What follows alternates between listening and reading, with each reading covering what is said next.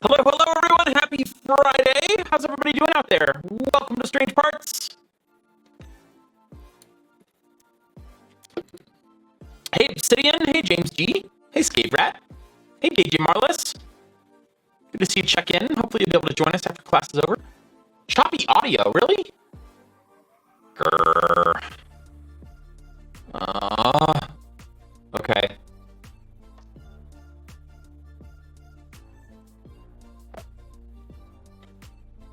I don't know.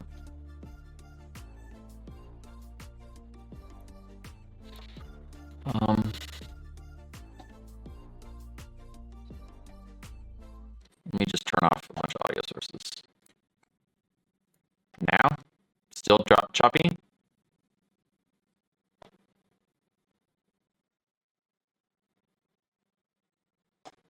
Still the same. God damn it. Okay. I rebooted the computer. That's all that changed. How can I turn this off and on again? Give me a minute. Give me a minute. Kill the camera and replug it in. See if this helps.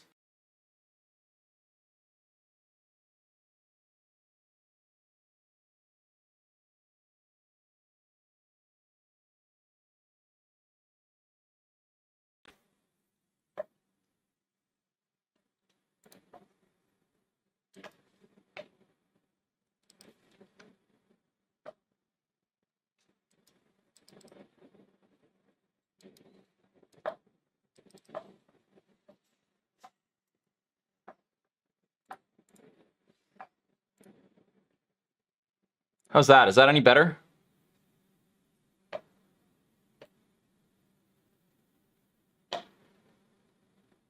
Yeah, okay. Grr! These capture cards are crap. I have spent probably $1,000 in capture devices, and I don't have any that I like. They all have problems with audio under Windows. So, gosh darn it. All right, let's unmute some things. There, is that still good? Still happy? Yes! Friedel7, we are definitely making an ebook reader. Still good. Okay, sweet. Thank you for the patience. Hopefully we're back in business. Okay. Hi, everybody.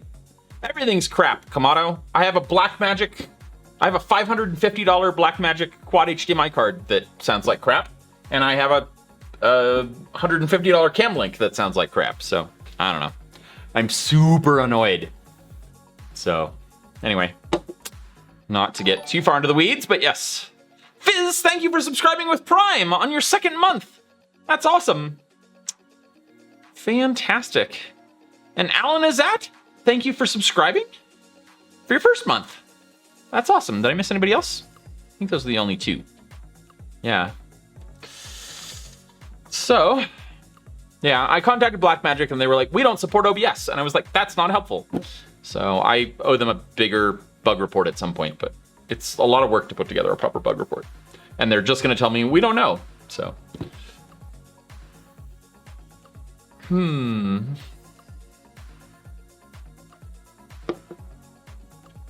So, anyway, let's dive into things. I do have the robot in a somewhat operational state. So if there was interest, we could maybe try that out before diving into soldering. But I didn't want to like promise this was a robot stream if it ends up crap in the bed. Because sometimes that happens. Yeah. Oh, weird, Scape Rat. I'm not seeing a notification either. But thank you for subbing with Prime. That's awesome. Shall we poke at the robot and see what we can get it to do? This has been a little bit of a crazy week for me. Some other stuff came up in my personal life, and so I apologize for the missed stream on Wednesday. It just wasn't in the cards, so. Yeah. Hey, Krillin. Yeah. Thanks, Gabe Rat. I do appreciate your free Bezos money. I don't know whether you actually successfully did that or not, but yeah. Thanks for understanding, Obsidian. Yeah, it's sometimes crap comes up, so. been one of those weeks. The good news is I'm immune now. That happened on Tuesday. So in theory, I now hold an immunity to COVID-19, which is pretty freaking awesome. So yeah, pretty excited about that. Hey, Octagon Cake. Hey, Max. Yeah, so I'm pretty excited about that. They vaccinated, I think, anybody who wants it in the tribe now. So some people are still waiting on their second shots. Yeah, my folks up in Colorado both got their shots. They're in their 70s and both got their shots. So that's exciting. They're waiting on their second shots. So it's happening, which is exciting, really exciting. And I'm very excited for what that means for Strange Parts going forward. So I've got lots of stuff I can still do in the shop, and I got some videos on the way. The thing that I broke a very expensive thing the other day trying to make my comeback video to YouTube, and I don't want to oversell that. It's a little video, and then there's some big videos coming. But I got 2 more in the mail, so which I found a new vendor for it, and they're half the price of the old one. So anyway, it's gonna end up being an expensive video, but it's cool. So that's happening. I'll shoot that soon. I kind of want to go get a haircut now that I have immunity. I'm very excited about that. I haven't had a proper haircut in like 9 months at least. So Ambrose is here. That's what you're hearing squeaking in the background. And yeah, he's mutilating a box. Let's see if that's the box you can have. Yeah, okay. He is down here in the corner. He's busy destroying the world. So, David Stephen RB, yes, I would love to go back to Shenzhen. I'm not allowed to yet. They're not honoring any current visas for China. But yes, I would like to go back to Shenzhen. I won't go back there to live there permanently. I never did really live there permanently, but I spent a lot of time there. I had an apartment and stuff. I'm probably not going to go back to that level. I don't think that makes sense for me right now, but I'm going to go back there on a regular basis. So, yeah, I'm excited about that. Yeah, I have a lot of hair. It's just kind of piled on top of my head right now, but I have a lot of hair. So I'm kind of trying to stack it up and back and hide it all. So yeah, but yeah, so anyway, should have new videos out soon. We've got that. I've got a shop tour that I've shot, but I need to edit, and that's going on the second channel. And then with a whole bunch of help from Obsidian, I have been grinding through the backlog of recorded Twitch streams. We don't have all of them, but we have most of them. And Obsidian's done a lovely job summarizing them and creating chapter markers and things. So they're also those are all going to go up on a third channel. So if you miss streams and you want to rewatch them, they'll be up on YouTube. So yeah, all very exciting stuff. And we broke ground. We started construction on the music studio up at the house. We started like the actual carpentry work, so that's pretty exciting. We got pretty much all of the floor joists laid, and tomorrow hopefully we're putting down plywood. So I'm pretty excited about that. That's one of the things that's been taking time this week. It's been working outside in the sunshine, swinging a hammer, so which is really fun. It's something I really enjoy. So, but I'm a little sore from. So. With all those updates, let's dive into some robot stuff, shall we? See, I know it's not the title of the stream, but we're gonna do this for a little bit, and then we will do work on the e-ink display. So let me pull up the Twitch developer console, and I'll show you where I'm currently at. We'll see if we can push this to Twitch and actually get it to run on the channel. Let me turn on the robot. Hopefully, charge battery on here.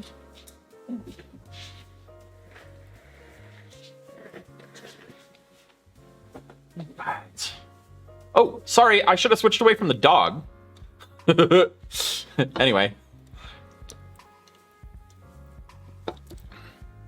Not that I need to look at my face a whole bunch more, but sometimes it's more interesting to see the person's face who's talking than just the dog chewing on things. Yeah. You might disagree. He's giving me the I don't know what you're talking about stare. Yes. Hi. All right. Yeah. No, I'm not gonna chew with you. Go lay down. Down. Down. Down. All right, let me get some things. Oh, robot's online. That's good news. And let me SSH into it and quickly turn on the streaming component. Yeah, the dog camera's not bad. The dog cam is a ESP32 cam. So it's very cheap, and then a little 3D printed case. So, all right, CJ wants to feed the dog a treat. Come here. This is not going to help his going and lying down, but that's all right.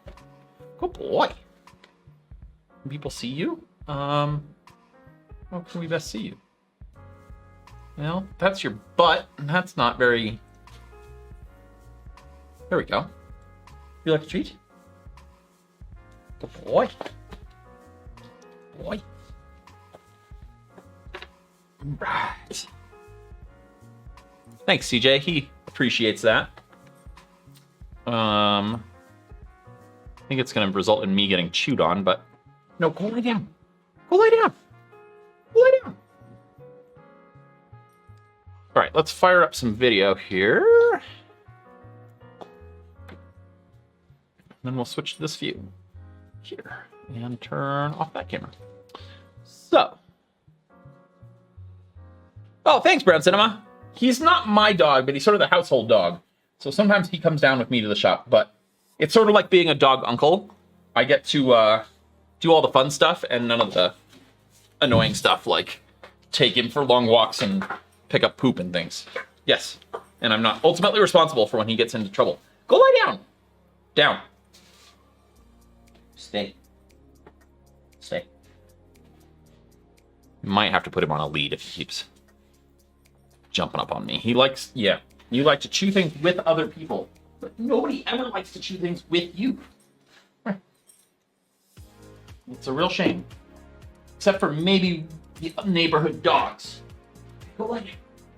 Go lie down. Go lie down. Good boy. Good boy. All right. So let's pull up this view here. Okay. So we're now seeing the robot's view. Now, in theory, no, get off. In theory, we should now be able to push buttons. This was working last time I tried. And it is working. So that is going through the server now, which was the big hangout before. And so let's see if we can push this. James, I did print the manipulator. Where did you find that? I printed it. Finally. But it's here. But let's do that after this. So, I would like to see if we can upload this. Yeah, there's a pretty big delay. It's a little bit better in a browser, but it's still substantial.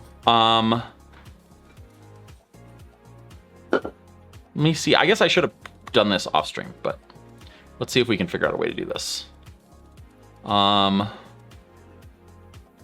right, hang on, give me a minute. Let's open another browser profile.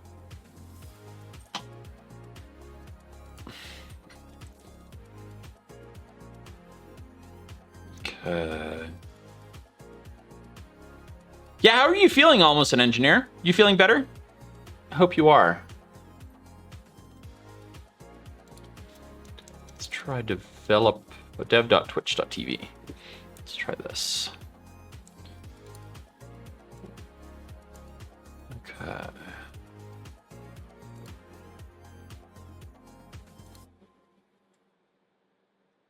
Good night, Furfurite. Thanks for tuning in. Thanks, Gemma. I'm glad you enjoy my engineering streams. Gemma? I don't know. Hey, gaming geezers. Bet that's gaming with geezers, huh?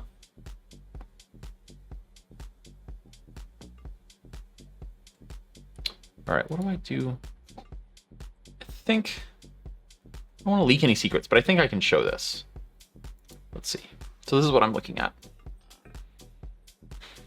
Go to asset hosting.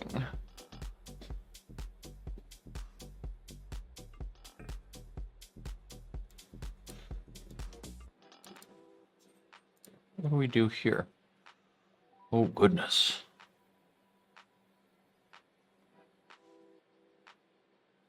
This is for local test. Okay, I think we're all okay there.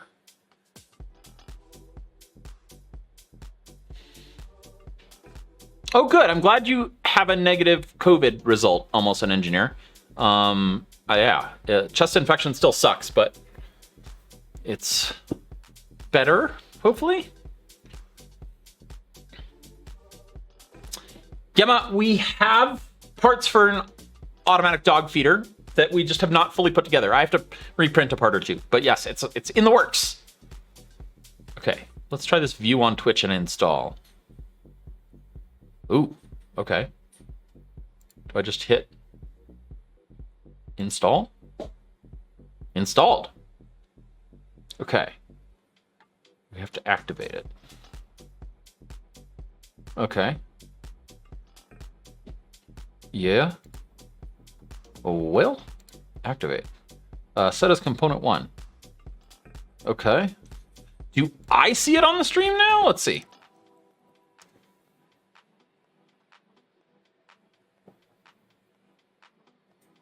I see a component. Okay, test extension.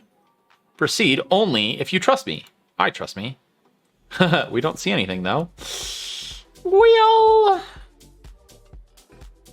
what are we missing?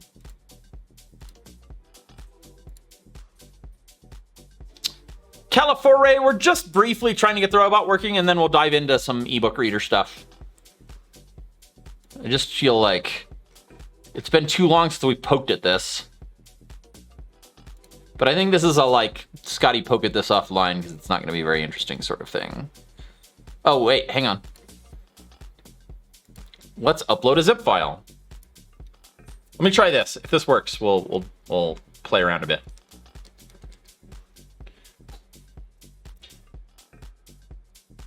I don't really want to show all of my project names. I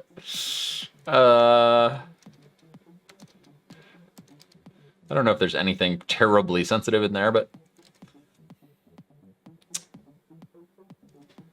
I'm glad, Krillin. I'm glad you're enjoying it. Front end. Okay, let's just zip up everything in here. v0.001.zip.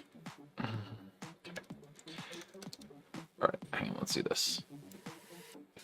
Okay, zip v0.0.1.zip star. Okay.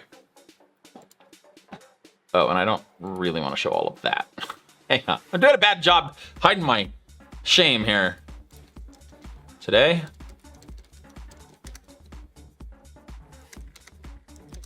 It's one of the weird things about streaming live is showing stuff you didn't mean to.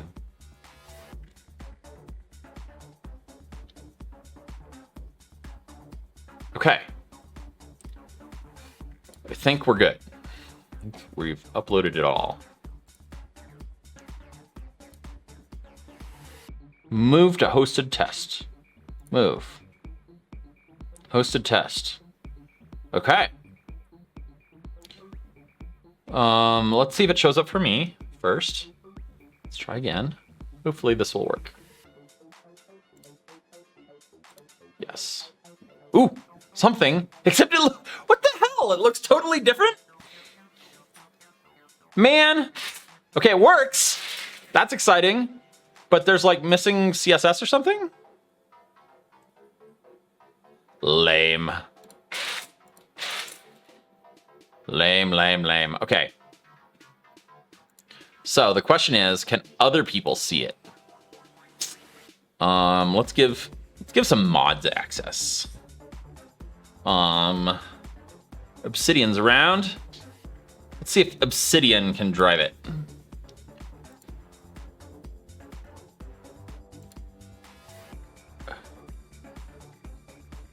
All right. Obsidian, can you click on a thing? Yeah, I do need to check for console errors. Whoa, that's not what I wanted. Hang on, music's overwhelming me a bit. What do we got going on here?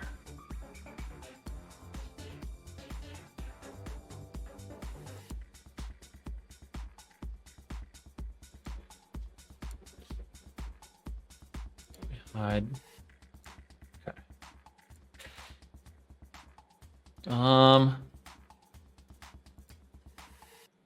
I just wonder if this is something as simple as like the CSS didn't load. No joy. Okay. It's just not showing you the button, Obsidian?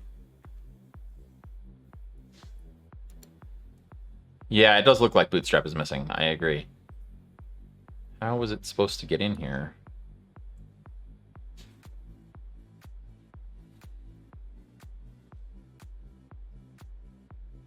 Here, maybe? There. Okay.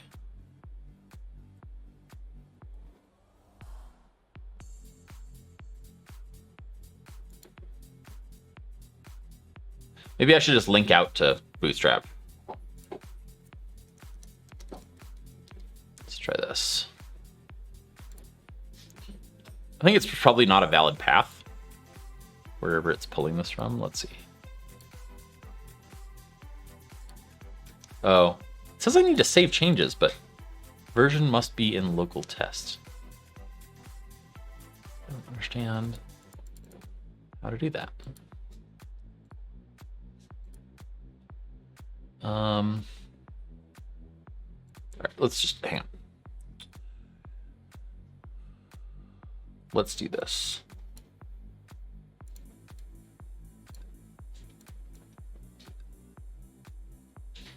Okay, this is what we want. Copy. And we're going to just swap out this link here. Okay. Okay. Zip. 2. Oh, we included the zip file, but that's all right.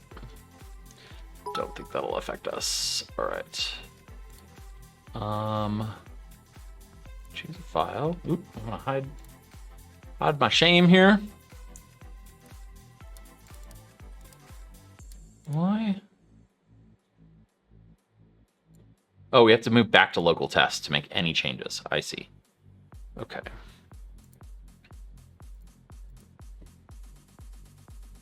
I got it. All right.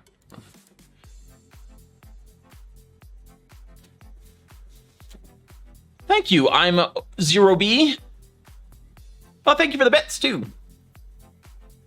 Oh, Ed PL, I see you're go play fetch with the dog. He is happily chewing right now, but we'll go play fetch in a little bit.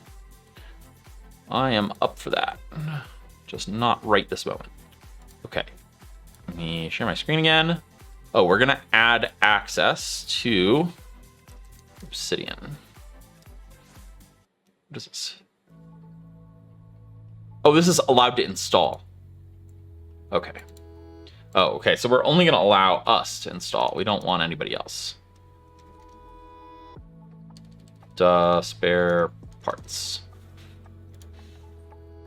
And then testing account is going to be City88. Okay. Let's try this. And then I'll open it up to some more people. But I think I didn't successfully save it before. Okay, and then status move to hosted test. Okay. Let's see if that works better. See if that shows up for you, Obsidian.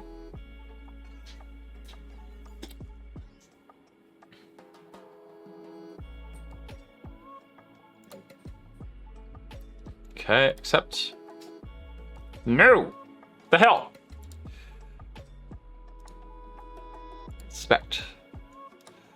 Inspect. I think it's definitely true that we're not loading Bootstrap the way we want to be. Question is, how do we get this? Okay.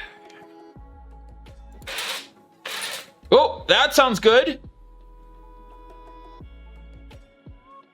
Okay, sweet. So it looks like that's Obsidian controlling it. That's a start. Bootstrap needs jQuery. Yes. Is that what we're missing here?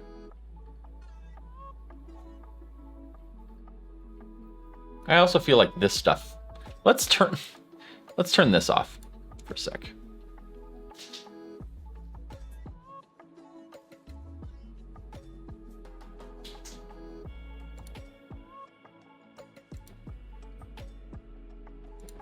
Except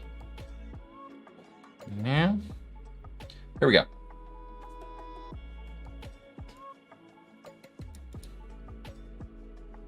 Good Lord. Because it violates the following content security policy directive.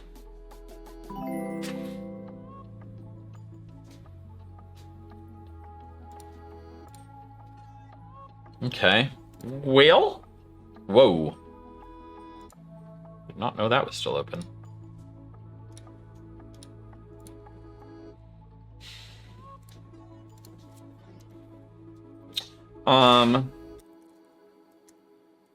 Oh, hello! Oh, bother!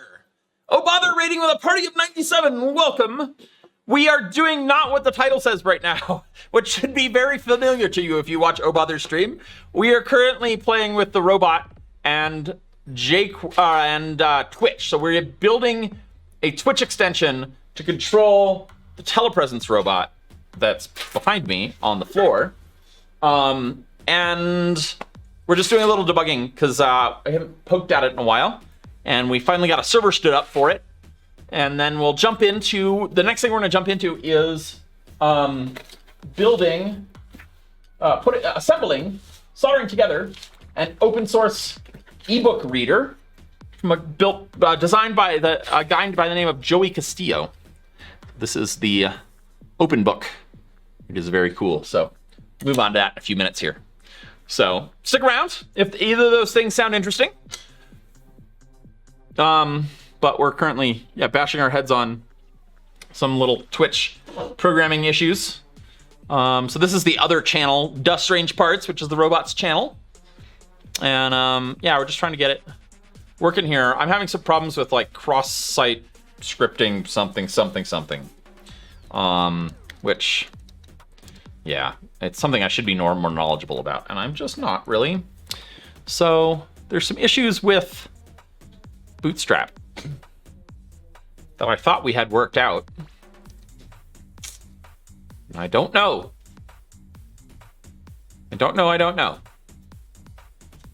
I think they are unhappy about me pulling in Bootstrap off the CDN, so I wonder if we should go back to what I had before, which was this. But I wonder if we should just put it in the root directory. I wonder if that's an issue. So if we do this, bootstrap, CSS, bootstrap, min CSS to here, then I wonder if that's an issue. I don't think it should be, but let's try that. Okay. And then we're pulling in jQuery from, okay, should be okay. We're pulling in viewer successfully, so why not her? Oh, wait, hang on. What have you guys been doing in Oh Botherland? Oh, you were doing 3D printing with Pt.3 and water cooling. Keep on it being water, so you have to go mop up the shop.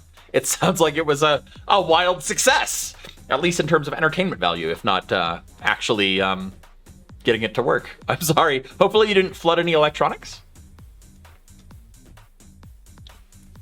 You got wet. Dig Rigorathon, thank you for the hydration reminder.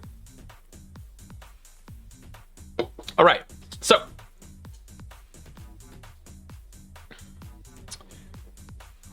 let's try this again. I'm gonna remove my zip files and zip this up again as 3, and let's try it again. So move back to local test, files, hide my shame. Whoa, what is going on? My cursor's acting very weird today. Choose file. This one. Upload.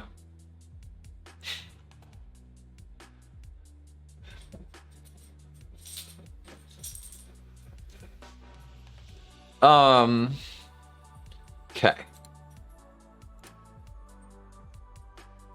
Move to hosted test. Yes. Let's try this again. See if this loads. I'm glad you're showing the audience your best side here, Ambrose.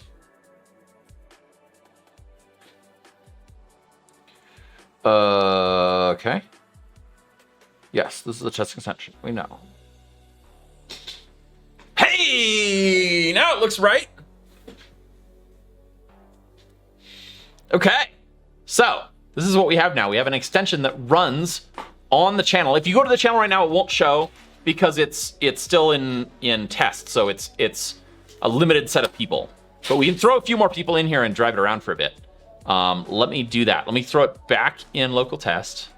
And let's add at least some of our VIP members here. Let's see, access. Let's see. Let's throw Robolathe around. Robolathe. Just throw people in here that at least I recognize and I know have been playing with robot stuff. Who else we got in here? Let's put James G in here. 5.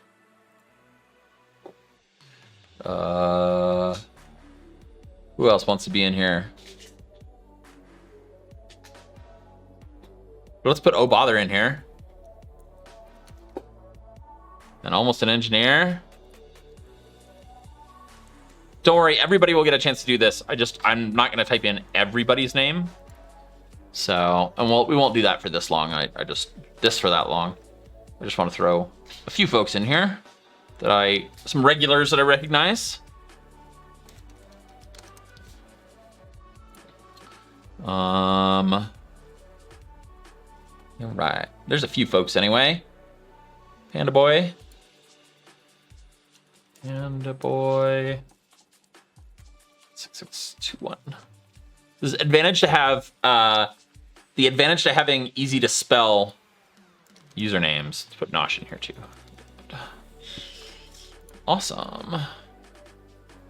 Oh, thanks, Buck Naked. Yeah. I think there's a limit to how many people I can put in here too. So. Okay. All right, last call here.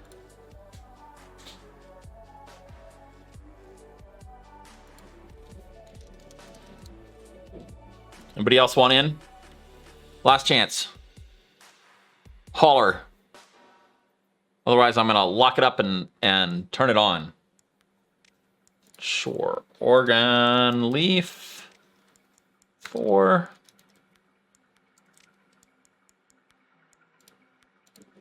And Biniar _ and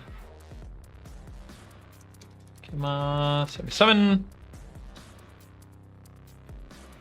Oh, Kima 77 is not showing up for me. And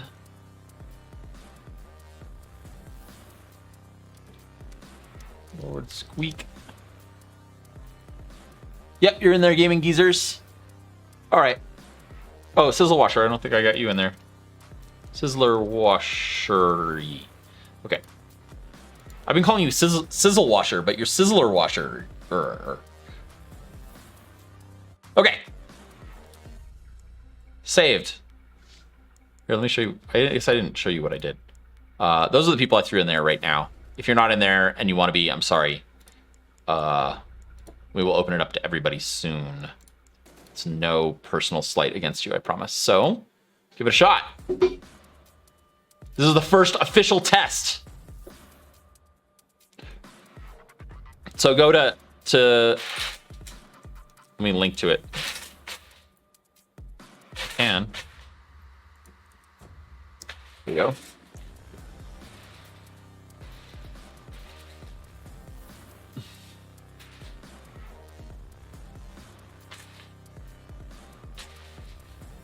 Boy, that video is pretty pixelated, huh? It's not really our best work, but it's workable.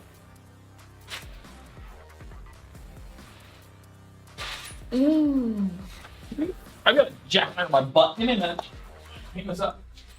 You all can go nuts.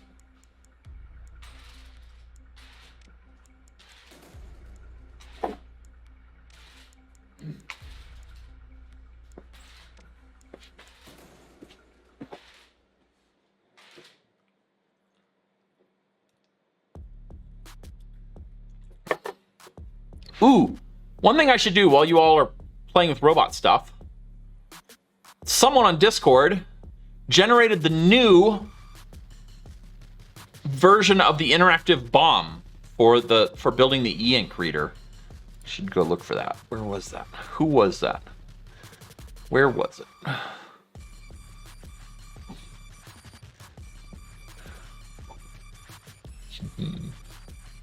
I don't know. Someone put it somewhere. Anybody know where that is?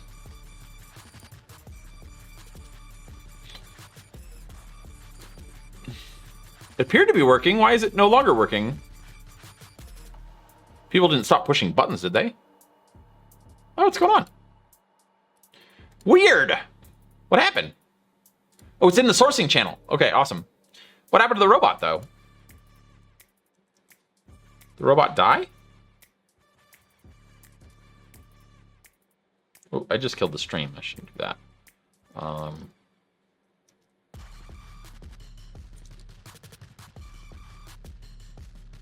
That is my fridge. That's my little mini fridge. Whoop. What do we got going on here? Why is this?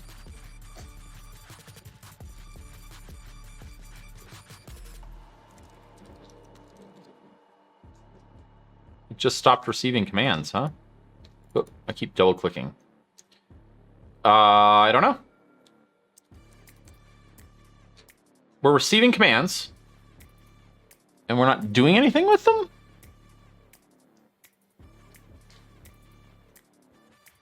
Weird.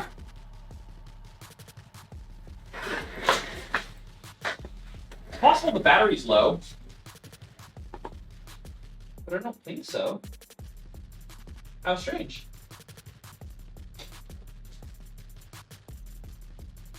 I didn't swap the battery before we started playing, so it's possible it's just a low battery. It shouldn't overflow on too many commands. Let's just try restarting it. Try bouncing the controller here.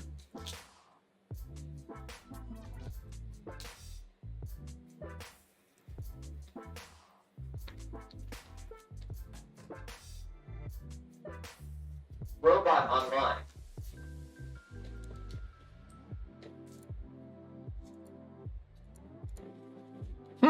Weird. I don't know. Let me try replacing the battery. Maybe it's that. Oh wait, hang on. No, I see it. Hang on. It must have hit really hard or something. The servo hat came unseated. But I'm gonna swap the battery out at the same time here. Buying 2 batteries was a very good decision.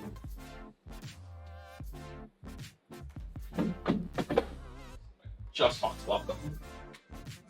Okay.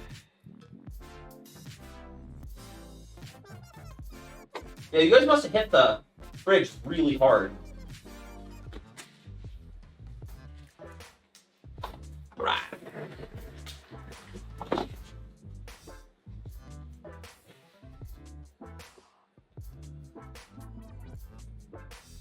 Fitting our IC, feed the dog a treat. We can totally do that while we're waiting for the robot to boot up. Here. No wonder he likes coming down to the shop with me. Just gets random treats for no apparent reason.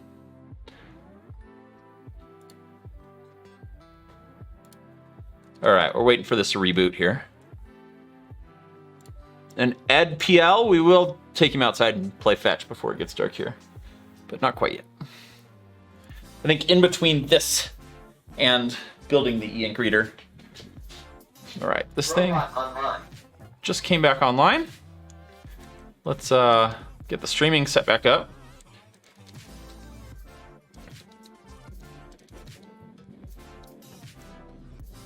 Okay. James, we can probably put on the manipulator. It might be some work because I need to like drill and tap holes and stuff. But I'll probably put it on with some double-sided tape at least for now. Okay, that stream should be coming back up.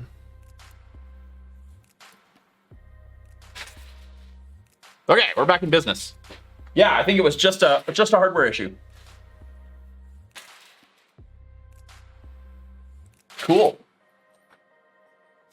Hi, dog. Do you want to go see what the robot's up to? Huh? Never see? You're probably just gonna maul me. You can mostly ignore the robot. Hi. Is it coming for you? Oh gosh. Ah. So there definitely is a bit of a lag. The question is, how much does it matter? Looks like you're having pretty good success with it right now. In the grand scheme of things. I don't know how many people we've got actually controlling things, but it's not bad. What is that? What do you think? What do you think? Yeah. Can you all hear things through the robot's microphone?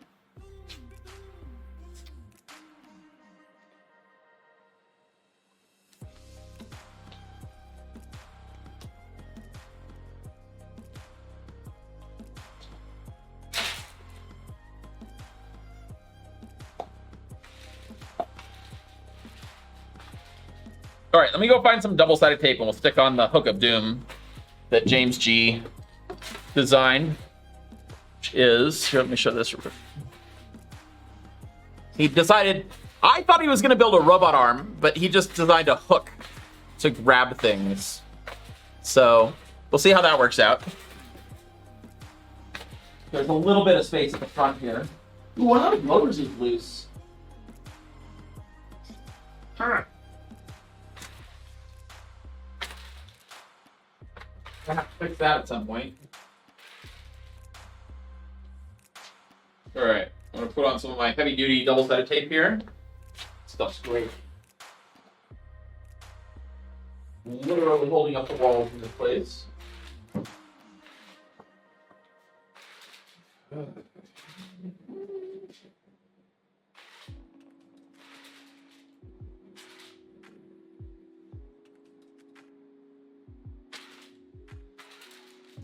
All right, hang on. Hey, hold up, robot. Stop, stop, stop.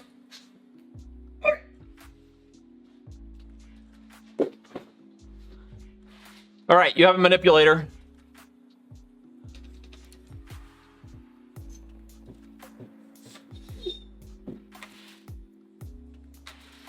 What do you want, dog? Oh, sorry, I should switch back.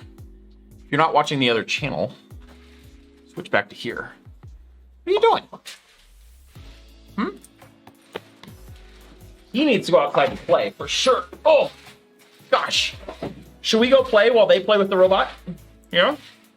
Should we go throw your yellow weird thing? Look like a kangaroo like that. Okay. We're going outside to play fetch. We shall return. I'll see you outside.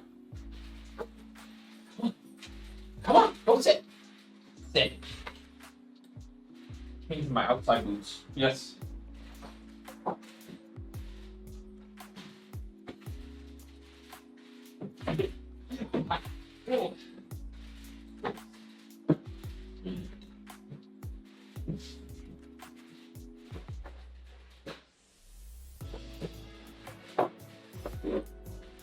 Come on. Come sit. Sit. Sit. Okay.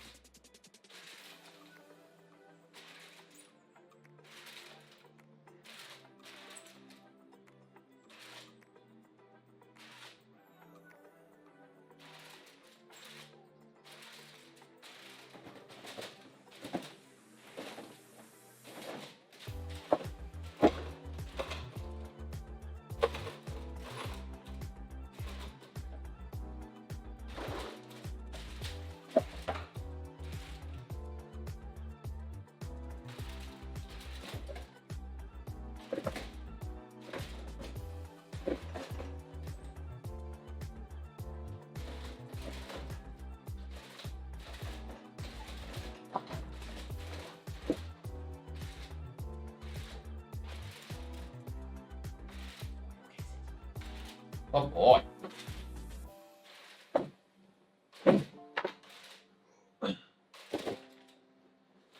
Mr. Bunny Feet. Oh, I know. It's the worst thing ever. I know. Okay. Ugh. You goofball. Come here. Sit. Oh boy. Okay. Whew. All right. And we're back. We seem to have lost our... Well, I can't hear our music anymore. Yes, you also can? What's going on?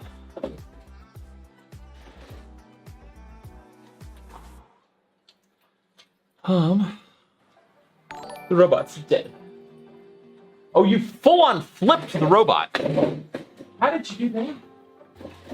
That's impressive. Wow. Doesn't look any worse for the wear. Really? Oh, nope. Yep, that's... No? Well, that's not too bad. But yeah, that's gonna need... That's gonna need some work. Yeah, I don't know how that happened. I'm kind of curious. Whew. I put on my shop shoes. I finally started bringing a second pair of shoes down because I was tracking mud all over the shop. It was the growling you heard earlier was Ambrose not liking his feet being wiped when he comes into the shop. He takes it as a threat, I guess. I don't know. All right, I think I am gonna have to call it quits on the robot today and do some minor repairs. The camera's a little loose, and I think it's time to switch into some soldering. Sorry, I'm distracted. Mr. Robot, come here. You're done. Goodbye, robot. Oh dear. And there's water spilled everywhere. Goodness gracious. All right. We will bust the robot out again. Let me do some repairs and tweaks and stuff, but I think that was a successful first test here. You managed to open the fridge. It is closed now. So I think we're good. Ugh. Ugh. All right. Thank you for all your help testing. I think that's going to be lots of fun going forward, but we'll move on to some soldering here. Good night, Robolathe. if I didn't already say that. If you're headed out.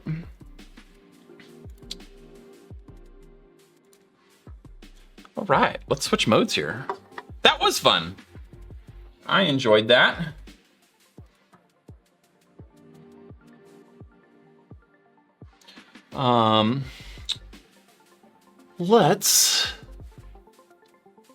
Let's do some soldering now.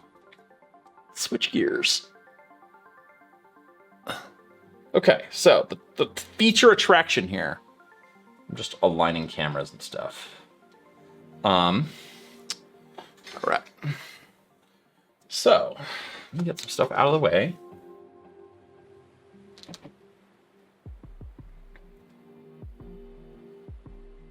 A nice bamboo desk here.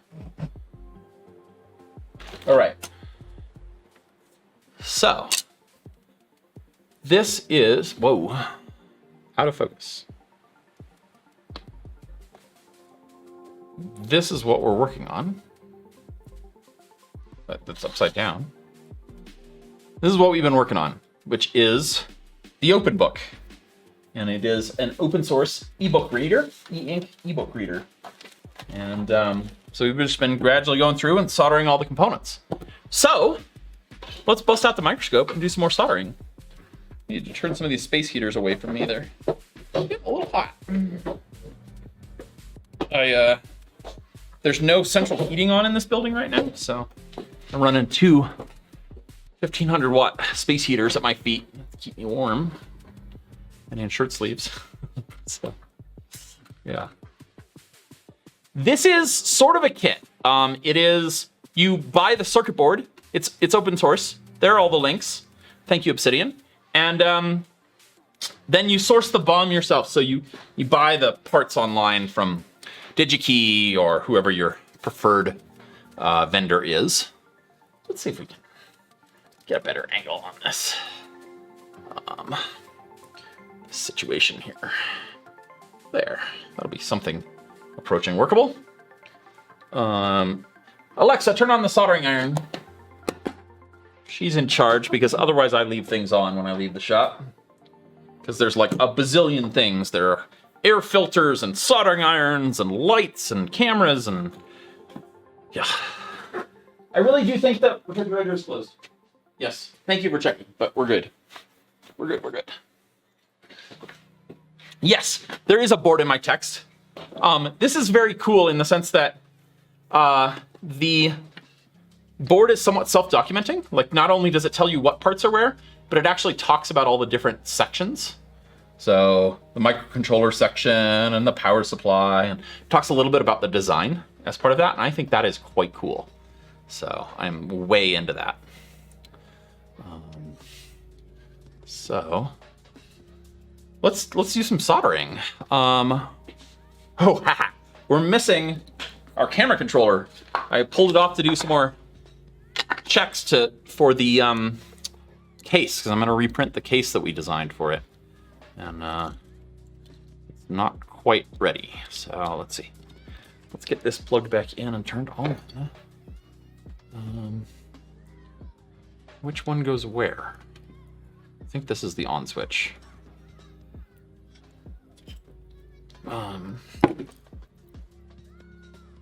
See if that, no, I need more tape. Where'd my tape go?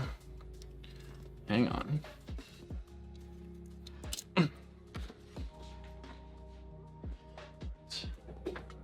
think the dog's gonna be mellow for us. He's chilled out under the bed, man. Good. Make for a good soldering session for about, I give him an hour to an hour and a half before he begs for dinner.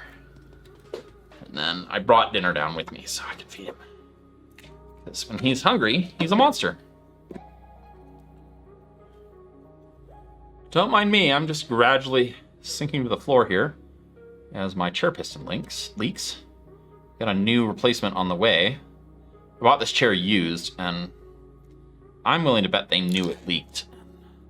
Sold it to me that way, but by the time I figured it out, there wasn't much I could do about it. Okay, that'll work. Let's try plugging this in and see if this is the right socket.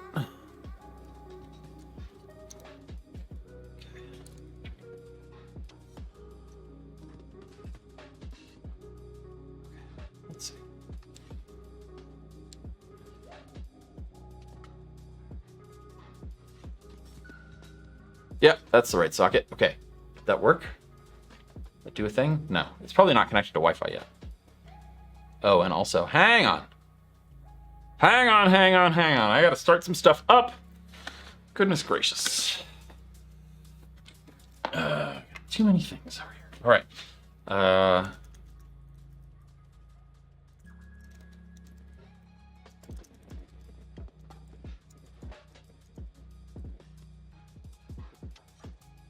Let's try it now. Yes, but the... Alexa, turn on the microscope. Okay.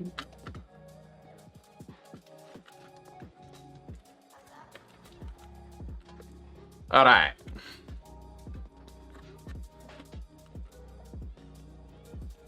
Okay. We rejoin the land of the tall people. And, let's do some soldering. Okay. Why is this? This feels off. Okay.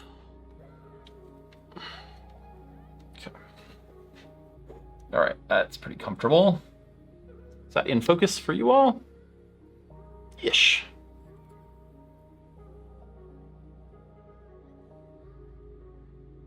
Could be better, but it's in focus-ish. All right.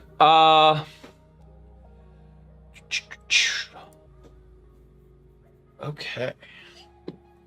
Got a soldering iron. Let's get some things out to solder. I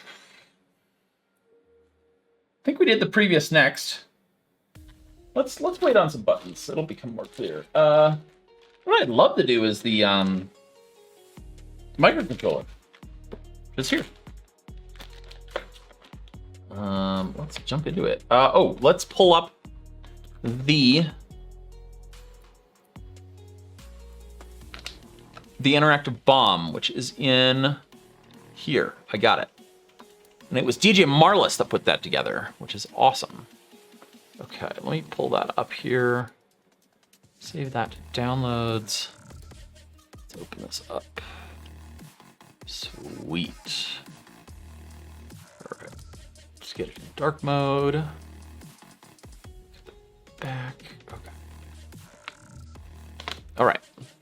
So I didn't manage to carry over what we had already done, but that's okay. Let's look at this, which is U3. Oh, and let's turn on. Why is... Okay. So U3, which is here. Thank you again for doing this, DJ Marlis. I don't know if you're currently in the chat, but I really appreciate it. Okay.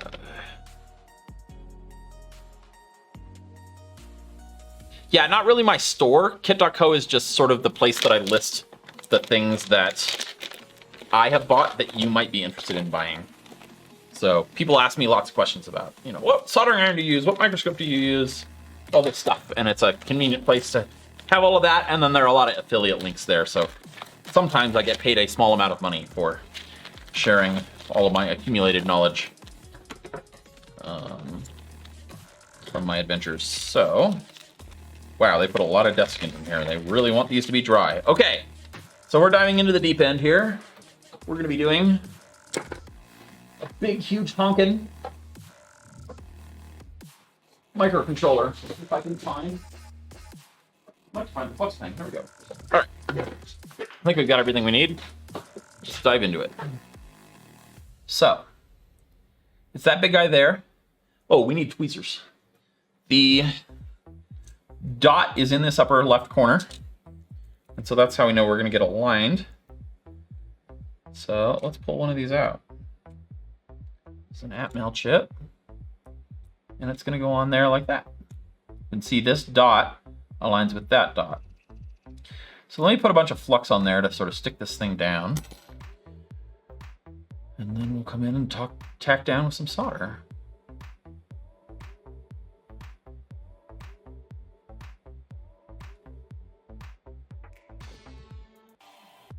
So the flux serves two purposes. The main purpose is to make the solder flow better, but I find it also helps keep things in place.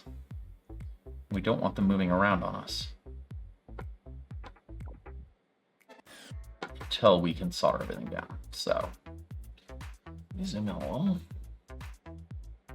Is that in focus for you guys? Sort of.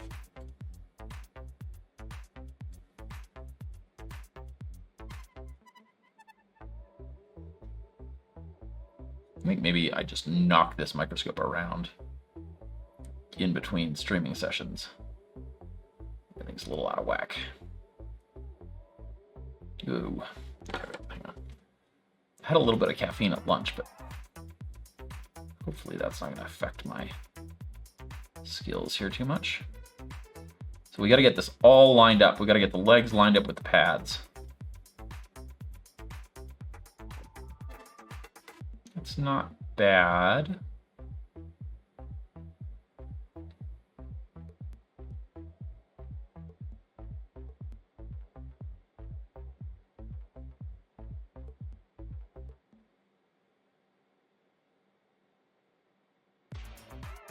That's okay. I'm gonna roll with that for now. All right. What toilet do I use? The one over there. Whichever one's handy. I mean, if you guys really want to talk about toilets, we could talk about the toilets that I use in China. The land of squat toilets. Always an adventure. I am definitely squat toilet certified at this point. But it can really throw people for a loop their first time in China. And I know some people who've been going for a long time who have never gotten used to them. But, require a little bit of agility,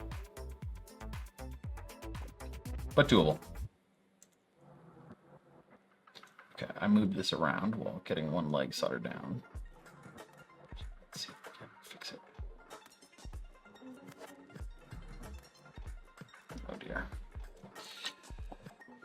Yeah, not just China, all over Asia. That's true, Obsidian. But definitely prevalent in China.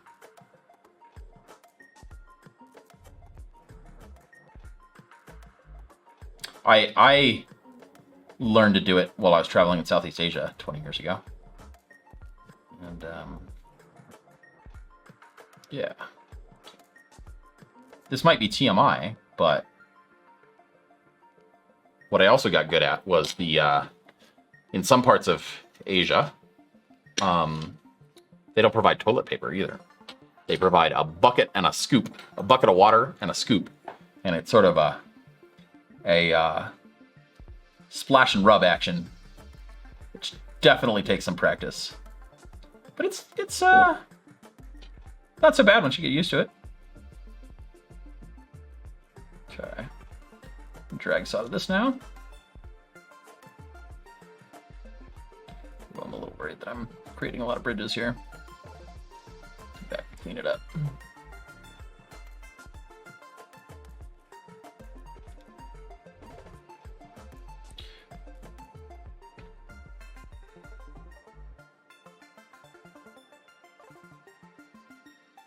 So, I might be TMI about my Asia toileting habits, but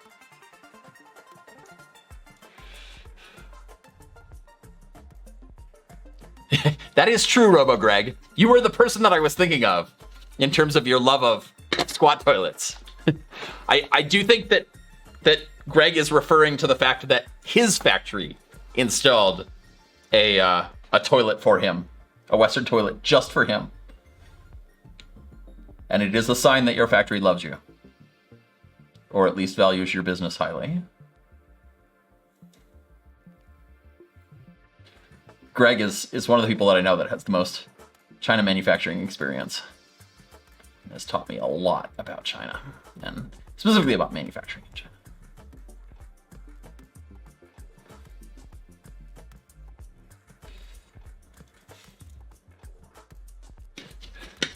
So Bluebird, there's a bucket of water, and then there's a scoop for scooping the water, and then, well, in countries that do this, it is impolite to touch food with your left hand, and I will leave the rest to your imagination. there are reasons why your left hand is considered dirty. And what we are talking about is perhaps the most important one. Most important reason. Okay.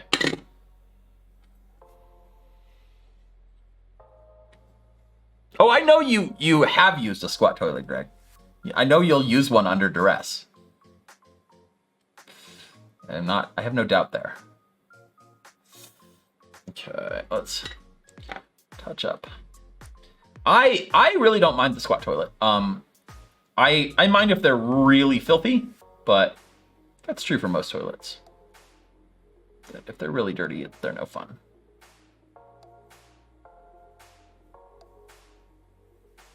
Feeling like there's a little low on the solder here. Let's see if we can clean up just add a bit more. And here we go. Yeah, is this in focus for you all? Sort of.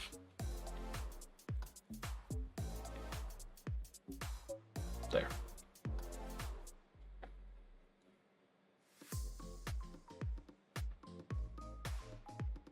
Okay. Yeah, if you're left-handed, I don't know. The biggest question is what happens if you're missing your right hand? Like you've had it cut off. Then I don't know if you become a social pariah or what, but I would not want to be from, like, say, Malaysia and lose my right hand. Let's just put it that way. It might be a real social problem.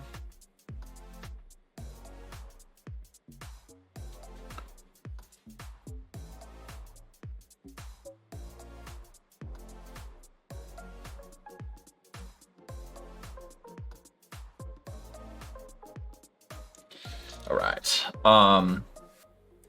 Let's just say when I was learning to do that, the first couple times I started, like, at home with no clothes on, because it was a messy affair.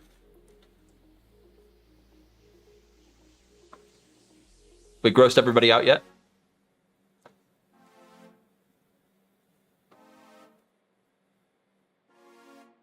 Yeah, pick liquor. If you've got problems with one of your hands, I don't quite know. I mean, a lot of these customs were sort of invented in a different era. You know, I mean, the reality is that in many countries still, there isn't great disability rights. Even in China, there's not. Just starting. It's kind of where the U.S. was 20 or 30 years ago in terms of disability rights and the views on people that are disabled. Even something as simple as having problems with one of your hands can be really shunned. God forbid you should be in a wheelchair or something like that. Ostensibly there is wheelchair access, but the reality is in a lot of places there isn't still. And there's not the level of enforcement of it like there is the ADA in the US. So, all right, I'm gonna hit these pins here. I just don't want to make sure these pins aren't, like, floating. They have solder on them, but they're still not touching anything. So I want to be able to see that. That's too much, but I want to be able to see the solder there. Oh, thanks, WizX Mike. I'm glad you're here. Just doing a little chill soldering today. Yeah, I mean, toilet paper is not the best technology either. So, I honestly, my preference out of everything is either like a proper bidet installed on the toilet, like Japan style, or Thailand has the bum gun, which is just a kitchen sprayer on a hose hooked up next to the toilet. And that actually is quite effective, and with a little bit of practice is not too dangerous.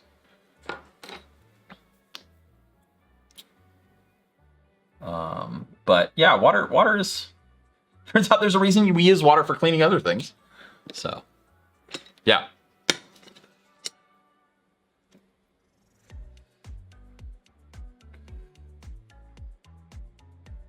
Anyway, we probably have strayed into the land of TMI.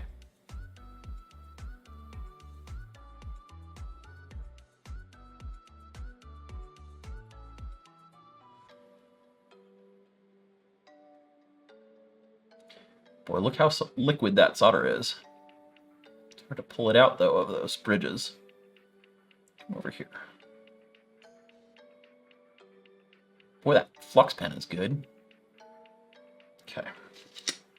Let's see if I can clean a little bit off the ends here.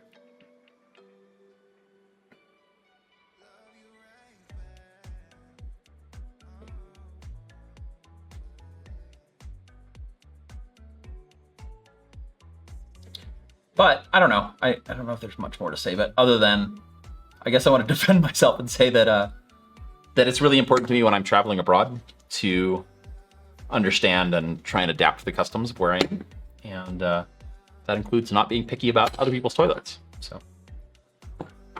yeah. But it's not, Gemma. It's not like a high-powered fire hose. It's just like a light spritzing. It's just like a kitchen sprayer, not like a full-on pressure washer. Okay, I think I'm pretty happy with that. I'm slightly annoyed that I botched up the solder mask up here, right here, but I think it's fine.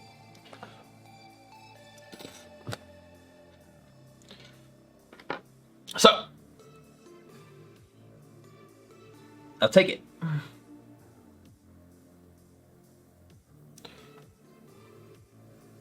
All right. What now? Let's put these away. And let's figure out what's next here.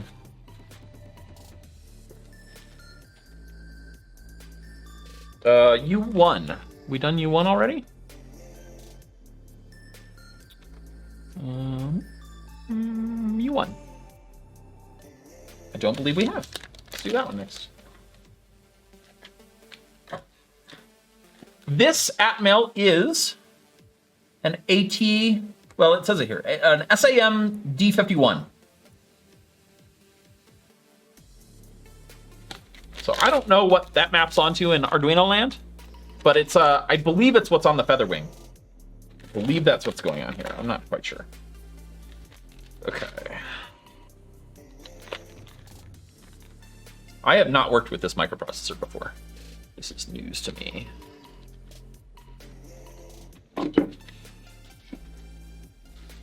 Dog's out cold, which is good news.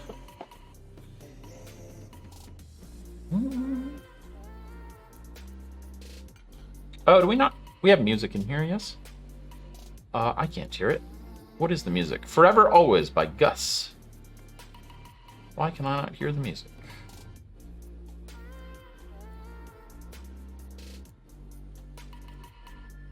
Oh, now I can hear it. Weird.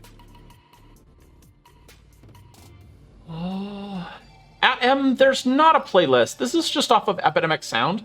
There's a music licensing company I pay. But I'm glad you're enjoying it. Yeah, this is Gus.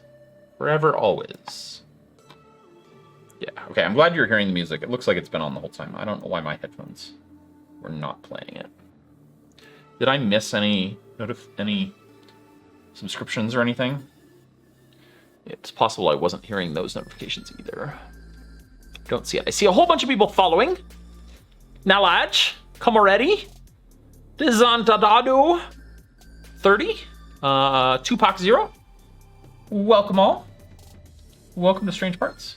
Thank you for following. And if you're out there listening and watching and you haven't followed yet and you're enjoying what you're seeing, please drop a follow so that you get notified next time. Right now I'm streaming Monday, Wednesday, Friday in the afternoons, Mountain Time. That might change up here, but yeah, it'll be roughly that, I think.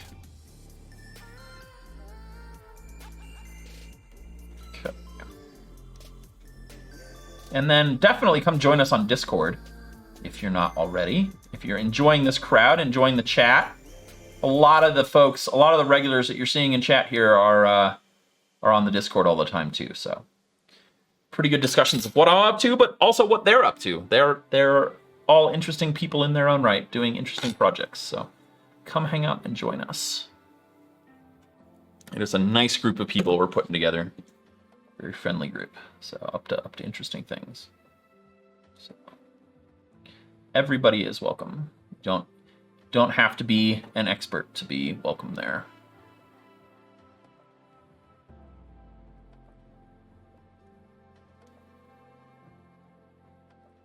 Okay. There is U1.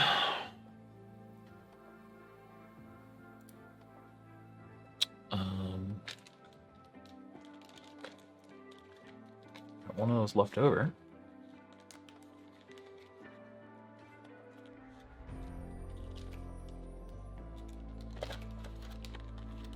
Yes, I do plan to come back on YouTube, Dronedale. Yeah, soon. I was waiting on parts for my first comeback video, and I just got them in yesterday. So stay tuned. Hopefully gonna shoot that in the next couple days here.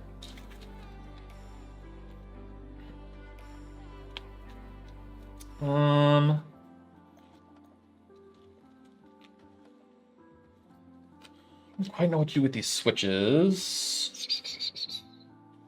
There's a whole bunch of switches, and I feel like we have more switches than should actually be put on here. Oh, maybe we could do this. Let's do the headphone jack. And the I2C port? Where is that? Okay, this one. Oh, okay. Yeah, we can do that. Let's do that.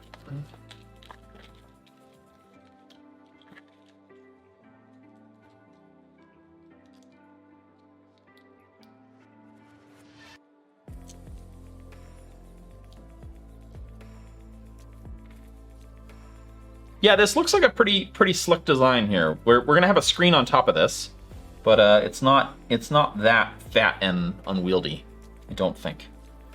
Anyway. Okay, so we're gonna put this on next here. Well, that should go easy. All right, let's tin up a pad.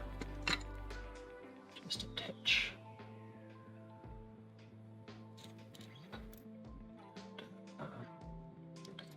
Flux everywhere. This flux pen is growing on me. Even though it's fairly liquid, so it doesn't really provide that holding power, it's really effective in getting the solder flowing. I really hadn't used one much before. Digging it. All right.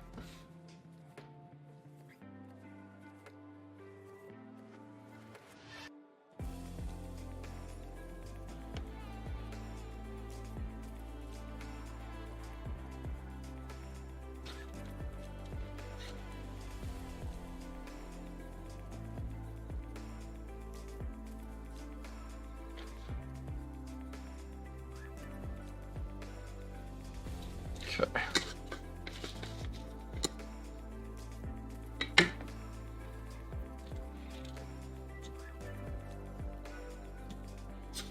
Seems like you guys are trying to figure out how to source parts for this in the EU. I don't have immediate answers there, but yeah. If nothing else, you can just go through and hand transplant things on your bomb. The kit space stuff is awesome. That's quite cool. All right. Ooh, this thing is very sensitive today, isn't it? Which way do I turn the knob for that? Okay. I was looking at... When I say this thing, I mean the microscope switcher.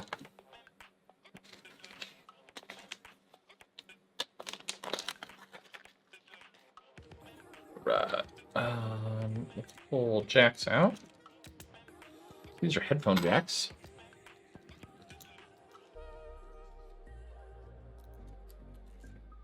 It's feeling a little bit bright.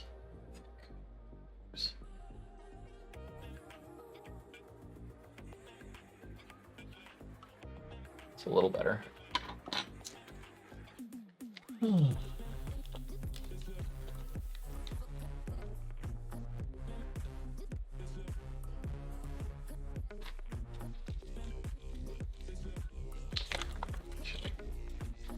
So, where does this go? I think.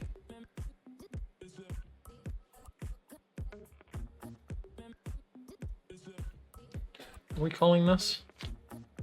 J1. Here. Okay.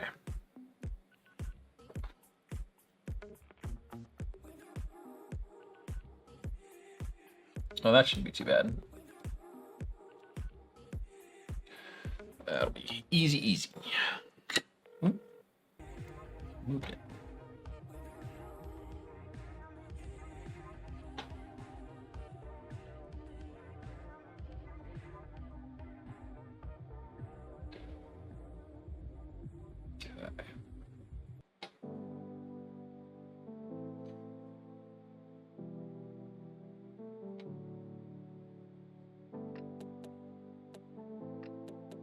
Right. Good.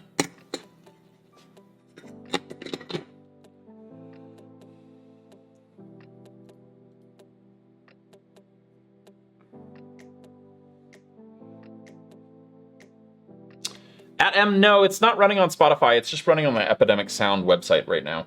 So, sorry. This is In Love With Myself, Catnip featuring Milva. Catnip with a K.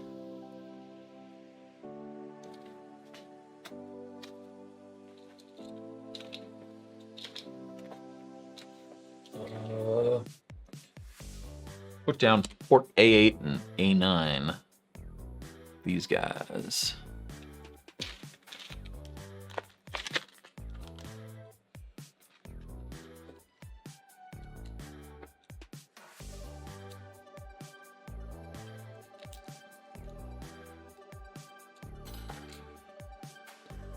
Yep, that's right. Almost an engineer. I am trying very hard to not get DMCA'd, so this is all I have to pay to use any music that I feature on the stream or a YouTube video unless I get express permission from the artist, and I trust them. They haven't sampled anybody else, which is hard to do. It's why I don't think you typically use things off of SoundCloud and stuff, because I've had some almost run-ins there. So yeah, I am particularly gun shy because I got a copyright strike on my very first video on a song that I paid to use. I paid a licensing company for, and they basically tried to extort me. The iPhone video, when it blew up, once they had seen it blew up, they reached out and said, "Oh, you don't have the right license. What you need is a custom license, and you have to negotiate that with us." And I said, "Well, it's kind of, kind of too late to be having that negotiation now that you know how successful this video is and know exactly how much it would hurt me if I was forced to pull it down." So basically their contention was that I had paid for a personal license and I needed to get a brand license. But in addition to that, they had buried in their terms and conditions that if you buy a license from them, it does not cover monetization. So you can't run ads on the video unless you custom negotiate a separate license with them, which I think is complete and utter bullshit. And I have not worked with that company since, and I have not publicly mentioned the name of that company, but privately have told a number of other YouTubers that it is not safe to work with them. So anyway, I'm very, very careful about that kind of stuff because it can really mess up your life, mess up your business. So it is unfortunate the way that industry works. There were a whole bunch of other things too, like the copyright strike didn't come from that company.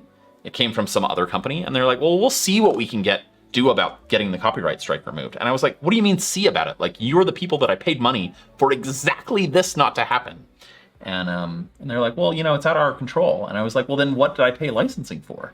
If you can't do anything about me getting legal notices filed against me for the license that I paid for, what is your value add here exactly?" Needless to say, I'm still annoyed. In the end, I did not pay them too much money. I mean, it'll sound like I think I ended up paying them $600, something like that. And then they sent me a super sketchy PDF music license. And I was like, oh, okay. Anyway. As I think about it now, I'm not even sure I remember the name of the company. I have to go back and look. I think I know who it is, but I don't want to say the wrong one. So, yeah. And I try not to talk too much shit publicly. So. Anyway. Yeah. It was not Monster Cat. Someone mentioned that. But yeah, the multiple licenses thing, I don't know. It's one of the nice things about Epidemic is like the licensing is very, very straightforward. So it doesn't feel like there's a lot of risk of screwing it up and getting in trouble. And they're just nice folks. And I don't like, I think they have exclusive license to all the music on there. So I think you might find it on like Spotify, but you're not gonna, it's not under a record label or anything. And that's really where things get screwed up, is through the labels and stuff. So anyway, if you are creating content online, you need to be careful about that stuff because it will ruin your week or your month. Particularly if you have something go viral or you start getting successful. So I know a lot of people here on Twitch have had a lot of problems with it.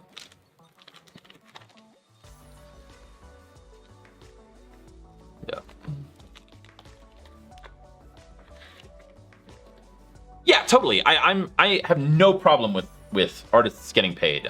It is not my contention that I should just be able to use whatever music I want. All I want is I want an easy way to license music. I want an easy way to pay for the music that I am using, and to know that it is rock solid. What I really want, like I want simple things. Like when I upload a YouTube video, I want to be able to upload proof of all my music licenses, and then have that be some sort of insurance against the video getting taken down. Because I work really hard to do everything by the book, and it doesn't mean that people still can't issue DMCA takedown notices. So that's not how that should work. All right, this goes this way because the notch is over here and the dot is over here, so that should go like that. Let's make sure we got the right one. I'm all wound up about music licensing now. I had a really long conversation with one of the directors at YouTube about this stuff, and I sympathize for YouTube. It is not, YouTube is doing everything they possibly can to do this well, and it is absolutely a product of an outdated, overly complicated music industry licensing system. So don't go get all pissed off at YouTube about it, or Twitch or whatever.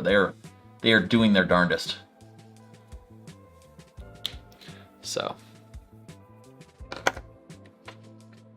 it is absolutely the music industry that is gumming up everybody's works. And the reality is, I mean, they very much still have a mindset that they can sign an artist and then just own everything and charge everybody to use that music. So they have built a lot of structures to support that. Yeah, I am very pro artist and fairly anti music label.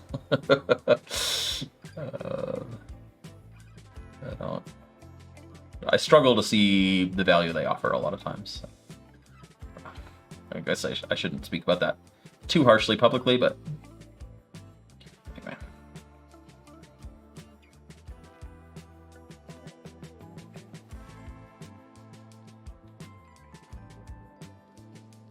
And I think they're gradually realizing they need to shift their business model, but I was pretty disappointed to see all the DMCA notices for Twitch streamers recently. Because, I don't know. It's not like people, I don't know, with the exception of maybe like people who are DJing, it's not like if I've got music in the back of my stream, you're watching my stream because it's got good music, Like,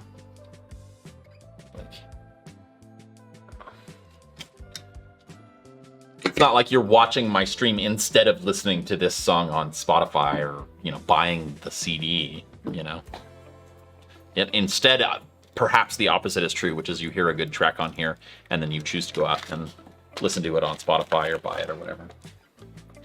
So.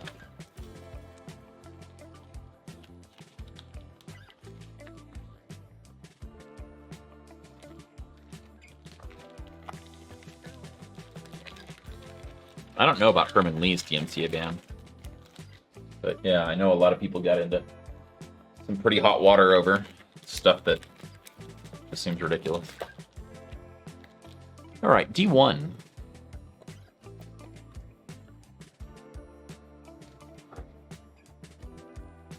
Pure, really? I guess we haven't done that yet.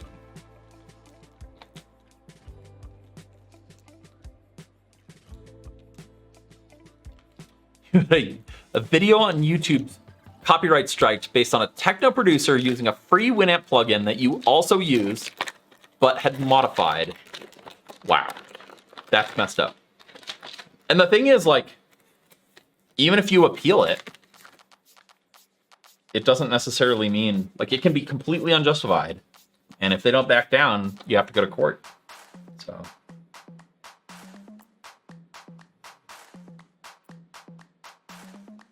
And who wants to go to court for over, you know, a video they're making in their spare time? Yeah. And this is the least shady of the things. It gets way shadier than this. There's some stuff I can't talk about that I know about that just makes my skin crawl. All right. D1. Yeah, totally. I mean, Spotify's a reason I'm not a pirate either. I had bought a little bit of music on iTunes, but honestly, like, I just want to do the thing that's easiest. And if you make paying for music or paying for movies or whatever harder than pirating it, I'm gonna pirate it. Not because I want to, but because I'm lazy. Make it easy and I'll give you money.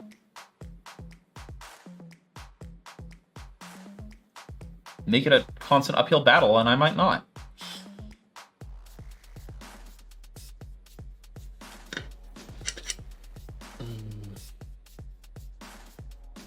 Oh my God. 2 months to try and get a license to a Sony-owned song. I had a video, I think the headphone jack video, I wanted to license a Sony licensed song or something like that. I looked into it briefly and I went, nope, there's no way I'm ever gonna get a license to that. I had stumbled across a street performer in Hong Kong performing the song, and I forget what it was. It was something about like your lying, cheating heart. It was like a country western song, and I found this guy in Hong Kong that was performing out on the street. There were people dancing to it, and it was like the perfect thing to end the headphone jack video with, because of Apple sort of lying about there not being enough room for there being a headphone jack, and how they, you know, they were being brave to remove it. And so I wanted to start with the footage that I had from the street performer, and then swing into the actual studio recording. I was like, oh, I can, you know, I'm this hot YouTuber now. I've got one, you know, monster video under my belt. I can get a license to this. I'm like, no freaking way. No freaking way. It would have been a full-time job to get a license, and it would have cost me more money than I had to spend on it. So anyway, what do we got left to put on here?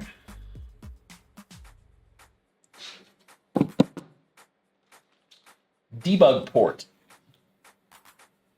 Let's see. I'm gonna leave buttons and switches.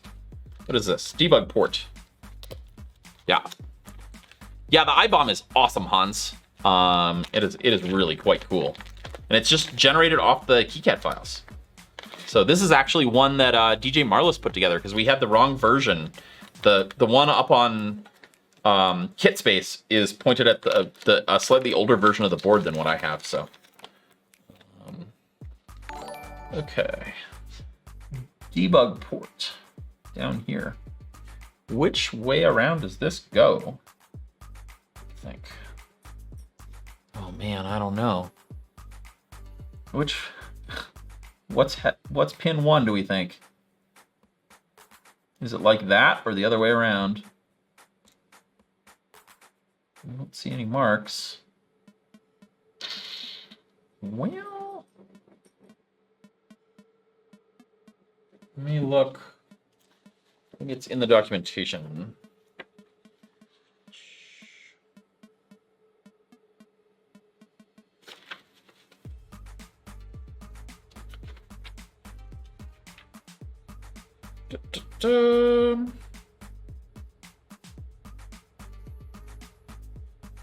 Polarity MOSFETs.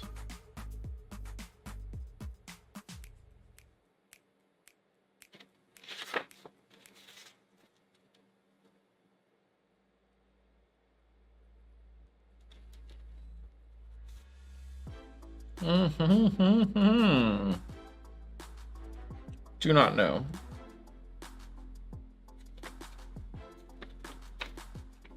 The socket is definitely keyed, and I just don't know for these sockets. Let's see if we can find some info about this.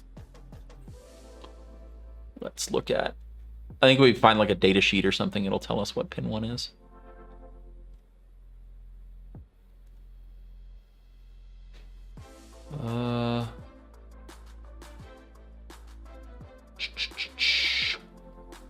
Test points.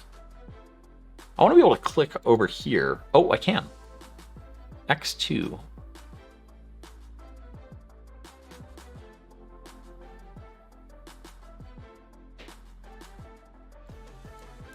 All right, hang on. Let's pull up the kit space link. Okay, wait. I need this.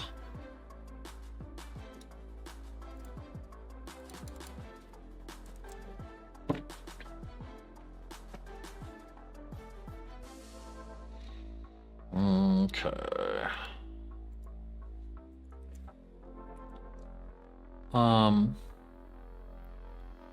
Debug port here.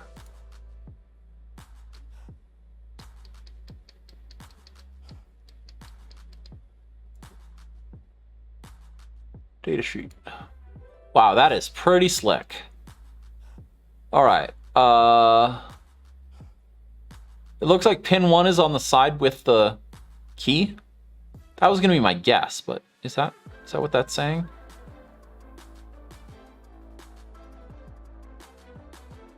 Can enable the IBOM to show pin 1, but I mean, I know where pin 1 goes. I just don't know what that is on the part.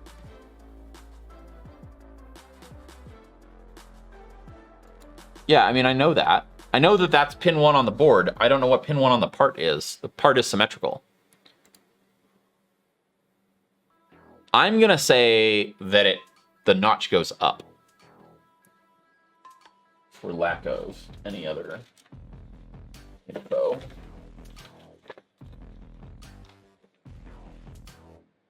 Yeah, actually, when I look at the close-up drawing of the silk, there's an open spot on the top. So I believe that is correct. Let's forge on here. Yeah, key facing up. Okay, we're all saying the same thing. Cool.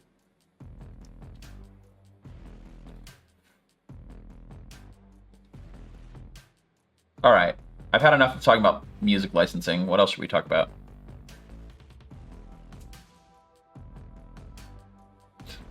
I don't have enough solder around here.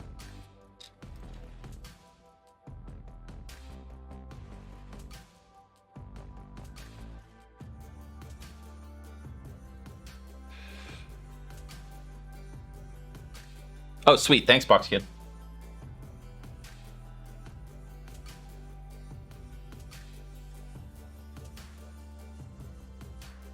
Okay. I feel like this is going to be a tight squeeze in here.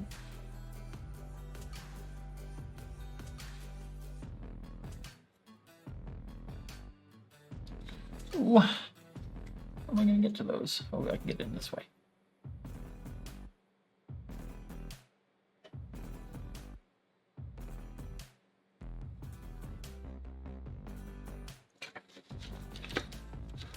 Anything interesting about my work at Google? We can talk about my work at Google. We can talk about a lot of it anyway. I worked on web search, and I worked at the very front end of web search. So I worked on the web server called GWS, the Google Web Server, that ran web search. It was the thing, other than load balancers and routers and stuff, It was the thing actually serving you the HTML that runs Google, and it was the thing that talked to all of the search engine infrastructure on the back. And so it was about 15 people on that team when I joined, with about 200 other people in the company contributing to that code base. And so we did a lot of code reviews of other incoming code, people trying to add features to web search. So in many ways, it was sort of a gatekeeper role, which I didn't really enjoy that part of it. It ended up that my job had to be telling people no a lot. And I would have much rather been building features myself instead of telling other people they couldn't add their features. So that was hard. But I learned a lot about being a good software engineer. Google has some incredible engineering culture and training and stuff around things like test-driven development and how to manage, releasing on a weekly basis on code that a lot of people contribute to. So that was cool and served me well in my career. I ended up staying about 2 years and then leaving to a much smaller startup where I felt like I could actually write code and ship features more often, which is what I really enjoyed. So, and then I just kept working smaller. I went to a 35-person company and then to a company that had probably 6 or 8 people when I joined. I was the second engineer to join. And then, so I went to a company called Uyala, which did video serving. And that was about 35 people when I joined it. And then I went to a company called Shopkick, which was about 6 people when I joined and just barely starting. We hadn't written any code yet when I joined. So I was engineer number 2 to come on board. And then I started my own company. So after that, yeah. I loved the huge mono repo thing. It definitely had its downsides, but there's a lot to be said for everything being in one place and not having to juggle lots of things. I mean, we had crazy things like the compiler was in the repository. So if they made changes to GCC, that would get immediately pulled into your build and it would recompile the compiler and then compile the rest of the build. So it was quite cool. I definitely liked it, but we ran into all sorts of issues. Like we used Perforce for version control at the time. I don't know what they do now.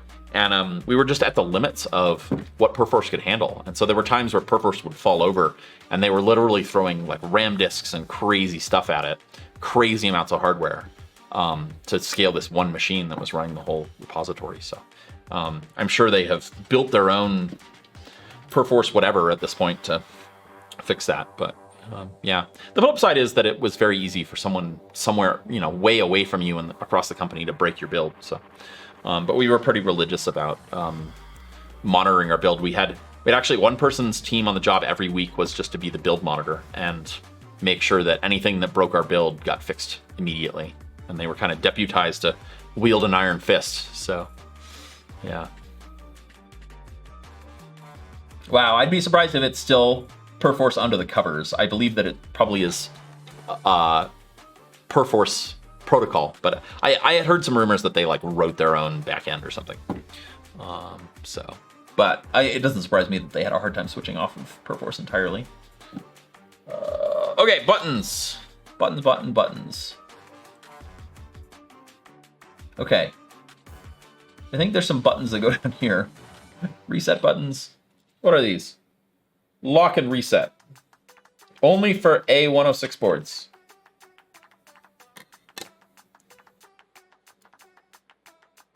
Let's see what those actual notes are. This is button lock.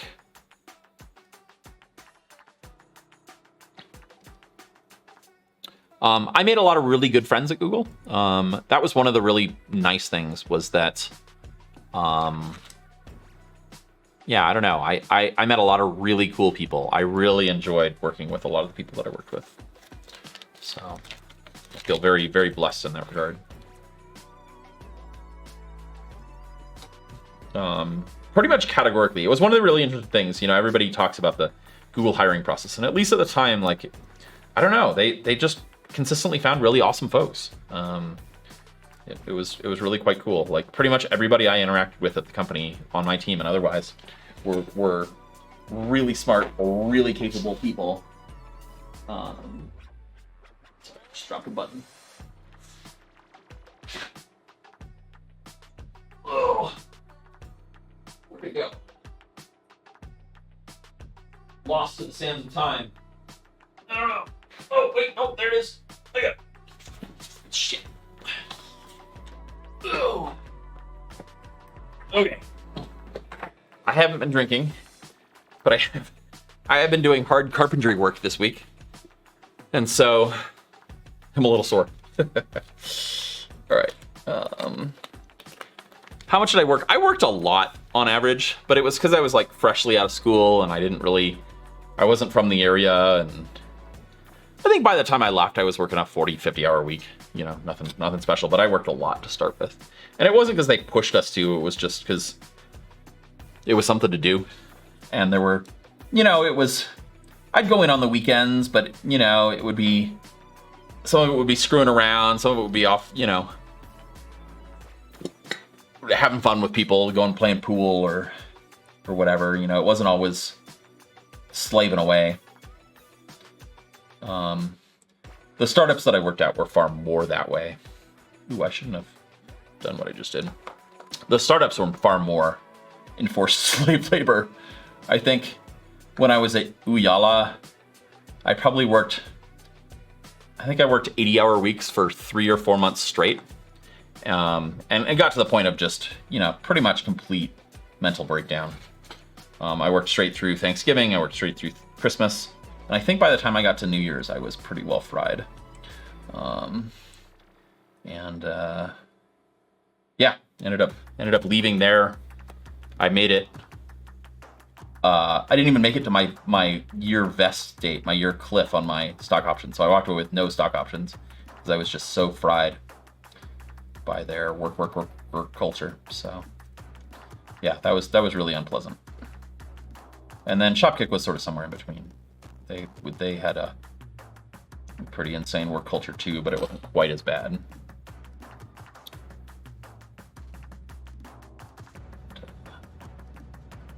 Yeah, and then I started my own company and worked for myself from home, and I still worked a lot, but at least it was much more on my terms, and it was at home rather than in an office. And yeah, I basically, at that point, swore to myself when I quit Shopkick that I would never work in an office for somebody else ever again. And I haven't. That was 11 years ago now. So yeah, Escape Rat, I hear you. 20 hours a week as a developer sounds pretty nice, actually. Like 4 hours a day. That's pretty good. I think that most developers can put in about 4 to 5 hours of really quality work a day, outside of kind of meetings and email and stuff. And if you're expecting more than that on a regular basis, you're not really getting it. You're just burning people out. You know, you're not actually getting productive coding hours for long periods of time. You can sprint for, you know, 3 or 4 weeks at much higher rates and be somewhat productive, but you're not doing that for months and months and months. It's just not most people anyway.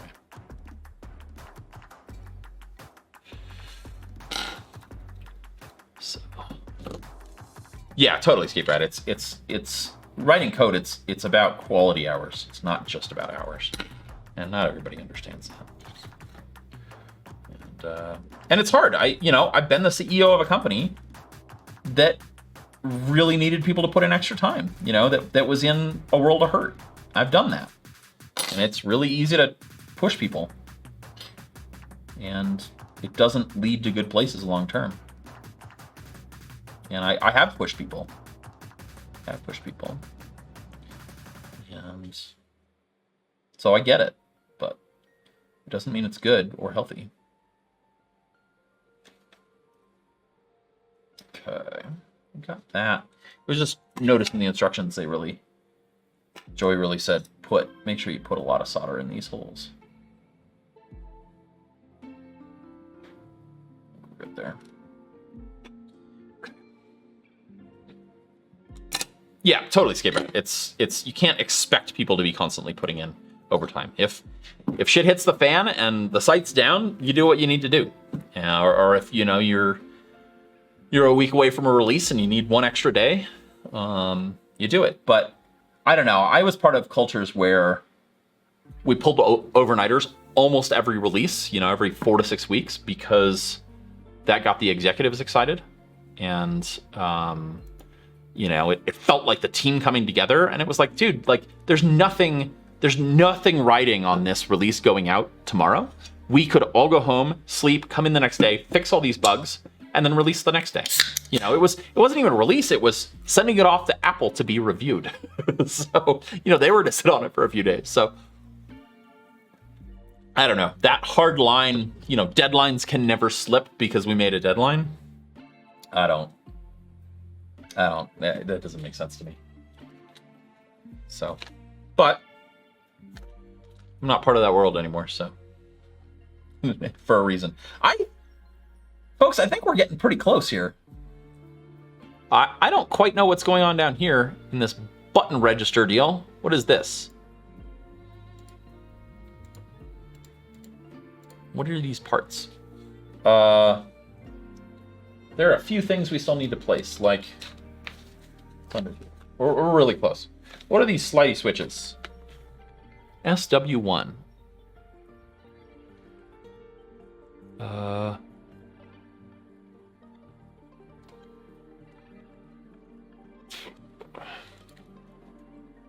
Where's the keyboard? SW1.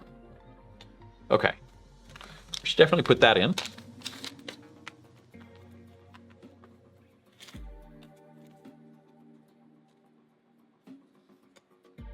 Yeah, iMob, I hear you. I hear you. You know, working for yourself isn't all, you know, roses and puppy dogs and, you know, but I am definitely happier working for myself and dealing with the things that brings with it than I am working for somebody else and doing the office grind thing. And it's not for everybody, you know. It takes a fair amount of discipline to get up in the morning and get your hustle on, and you got to be disciplined about money and stuff. You can't just because you're making money doesn't mean you can go spend it all. You gotta maintain a pretty big buffer in the bank, you know, particularly for things like pandemics. But even just, you know, like not getting paid. You know, when you're an employee, you get a paycheck every 2 weeks, and when you're a contractor or you're working for yourself, sometimes people just don't pay you for a while, and there's not a lot you can do about it. And it sucks, and you just got to prepare for it. So, up, down, left, right.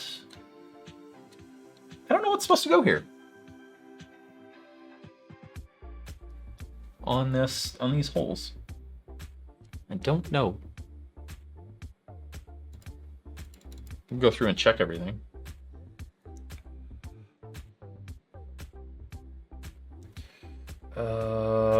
We got a serial port. We're pretty darn close.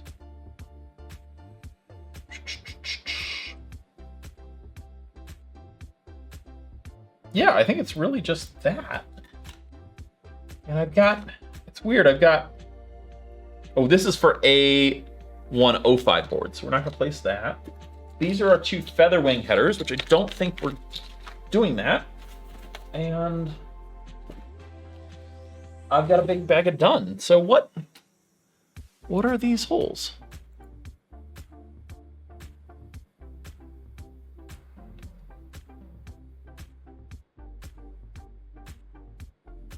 I don't... Buttons.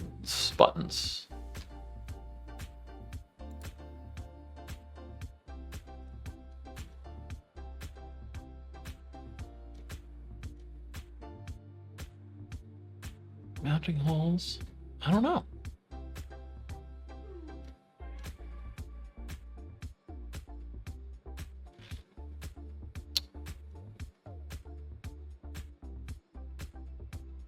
I think we got it.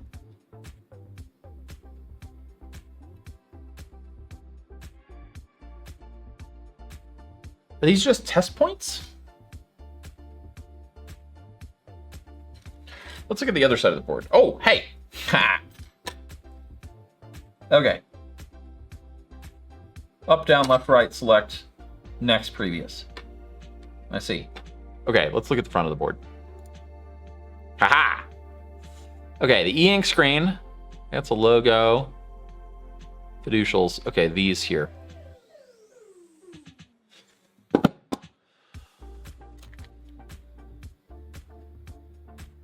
think it's these. Yes, I got it. I got it. I figured it out.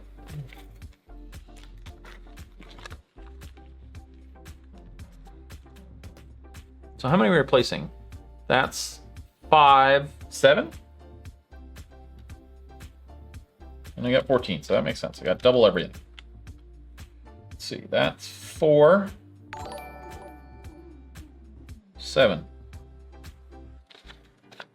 The Becker, thank you for subscribing again for your second month with Prime. Nice. I'm glad you're enjoying chilling out to watch me do some electronic stuff here. Okay, so these look like they get put on this side of the board. Is that right? So it looks like we'll do some through-hole here.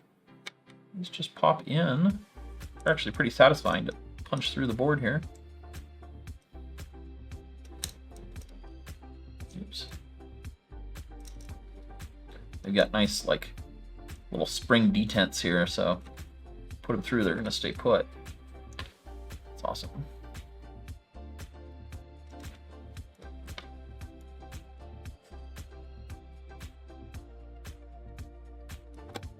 Okay.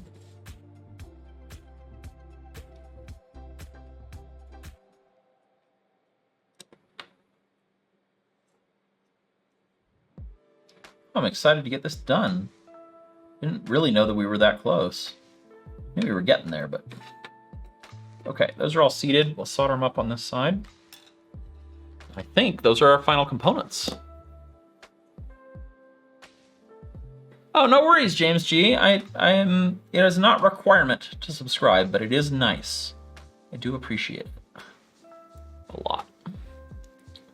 So, if you can't afford it, it's okay. Just come and participate and be a friendly member of the community. That is more than enough. And if you can't afford to help support it, that's awesome too. And I appreciate it.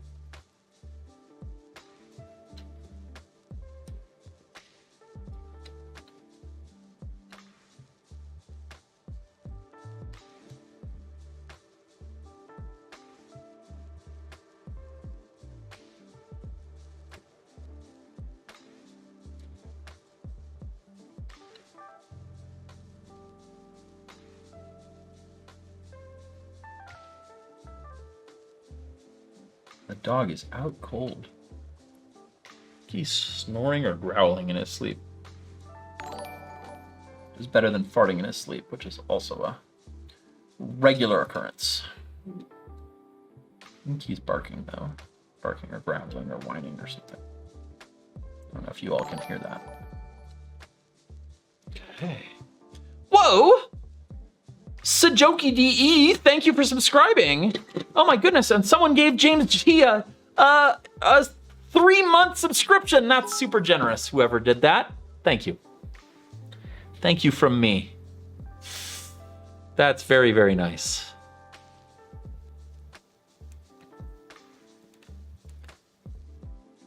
Wait, is there someone whose name is an anonymous gifter? Is it an actual person? No, it's not. Is it? The Becker, I don't have any fume extraction right now. Whoa, Scave Rat! Gifting some more subscriptions. Adding to the hype train here.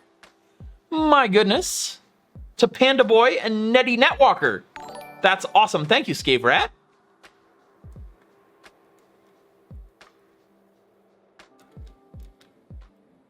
Whoa, we're on a level 3 hype train. Just pretty appropriate, since I'm pretty hyped about putting this thing together. We're pretty close. So, I think the one big last thing, we do need a hype train and-on. That is true. I have talked to KWF about it, but we never really reached any strong conclusions other than it was something, I think it's still something that needs to happen.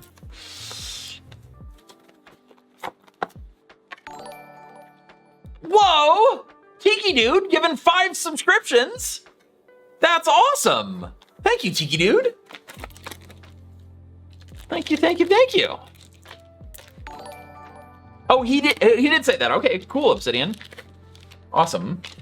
He is the keeper of the Andons. I don't know if you all know that joke. We did, we toured he came and hung out with me in Shenzhen year before last. Gosh. In the before times. And we went to an industrial market, and he was like, oh, I really want an Andon. Do you think they're really expensive? And I was like, nah, probably not, but you have to go ask, you know, the price, and you shouldn't ask the price unless you want to buy one. And he like hemmed and hawed. And then we went up, and because like Andons are like $100, something like that, on if you order on an industrial site in the US. We went up, and the guy was like $5, and he was like, okay, I'll take 4. And so we joked in the video that if you need an Andon, KWF is the person to talk to. So I'm popping out the screen here, and then we'll see if how this thing does. Here, let me switch to a different view. Okay, let's sort this out. Okay.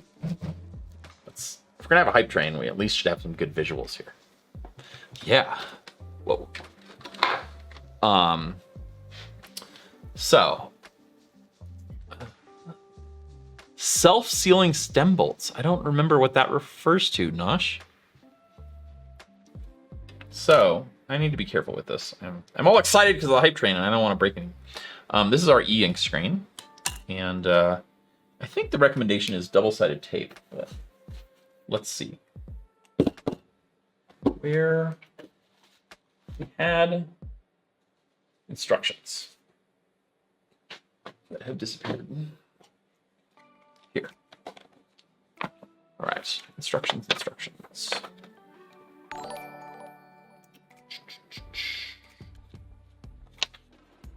Whoa, Bluebird, giving away a tier 1 subscription to Kilio. That's awesome. Wait, hang on, I missed what self-sealing bolts. What are you talking about? Star Trek? It's a Star Trek thing? I don't know. Hey, Noir. Oh, it's an Easter egg in Star Trek. Okay.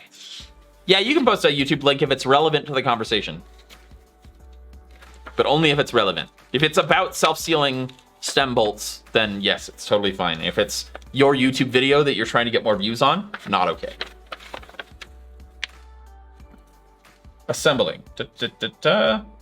Okay. Oh, stop short of placing any through-hole components or the e-paper screen. Okay. Well, let's set that aside for a sec.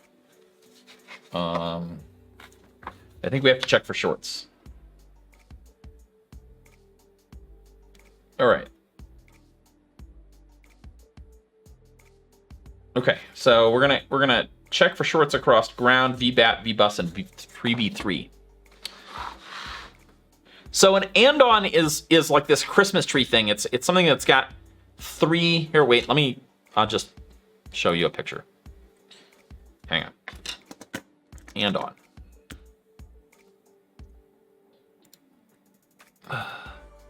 This is an andon. Here, this is an andon. It's sort of this Christmas tree thing, green, yellow, red, and it indicates they're on each machine in a factory, and it indicates any machines that are not working properly. So green is everything's fine, the machine's running. Yellow is the machine is still running, but it's running low on something, or it's going to need attention soon, but it is not yet interfering with the functioning of the machine. And then red is the machine is stopped and needs attention. And so it's an easy way to look out on the factory floor and see where there are issues that might be slowing down production. So, yeah. Yes, similar to the lights on slot machines, Sark, but a little different. Yeah. And I don't know why they're so expensive, other than the people who run factories have lots of money to spend on equipment. So they're really quite simple. So I don't know what blue is. I'm sure there are different meanings for different people, but that's my understanding in most Chinese factories what they're for. You can go read up more, but whoa, level 3 hype train. Awesome. We got some sort of emote out of that. Cool. Fun times. If Robo Greg is here, he can probably enlighten us about the inner workings of andons, but I don't know if he's still hanging out. All right, I need to get a multimeter, and we need to check for some shorts. Check out our shorts. All right.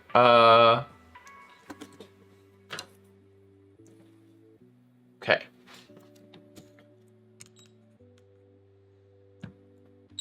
So, well, I've got the microprobes on here still. Should be right. Ooh, can I even read these? Let me find the blown up view. Silk screen on this is quite small.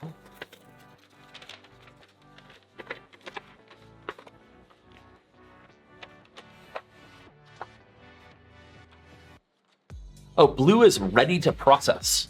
Huh. Like it can run, it's just not running because it doesn't have input.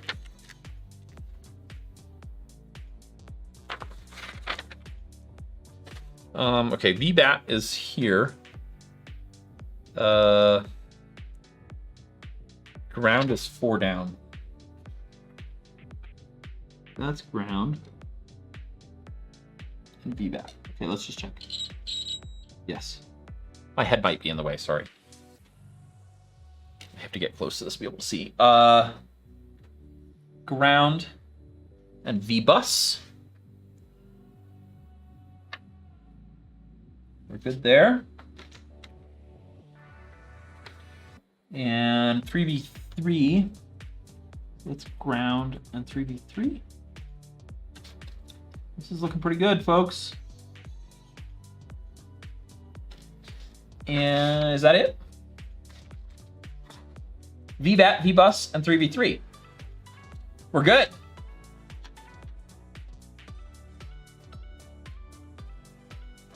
Okay, and then it says look at, let's see what else he says to inspect. Hang on, let me put my microprobe covers back on here. Well, so I don't stab myself and so I don't break them.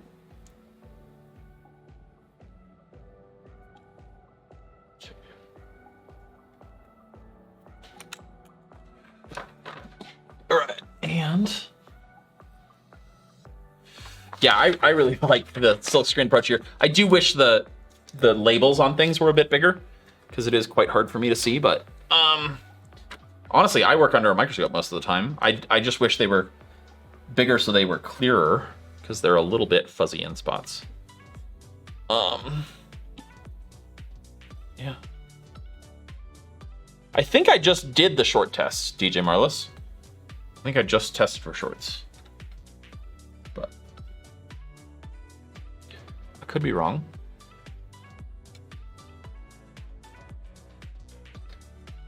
So we're just checking pins. I'm pretty happy with this. Let's just check. Let me hit this. I feel pretty good about this, folks. Oh, thanks, Bruce, sir. Good to have you here.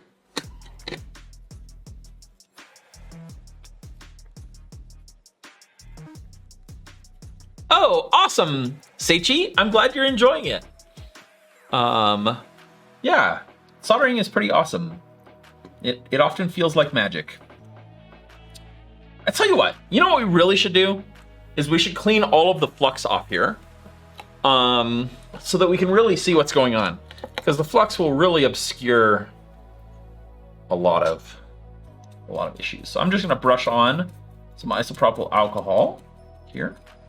Acts as a solvent. I'm just gonna coat the board and asphyxiate myself in the process. And I'm just getting in there. The brush, this is just a little acid brush, metal handle. Just getting in all the crevices there. And that will make the board look better and give us some more visibility into things. Take away all that shine. And I don't think the isopropyl alcohol takes the varnish off the desk the way that acetone does. But these are crap brushes. They leave bristles everywhere. It's unfortunate. Okay. Now I'm gonna get a chem wipe. These are just little, like, I feel like they're knit nylon, and they're for clean rooms, so that you don't get lint everywhere. They basically don't leave lint, even if you catch it on something on the board. This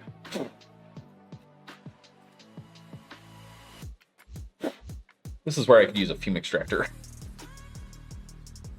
Lots of isopropyl alcohol fumes everywhere.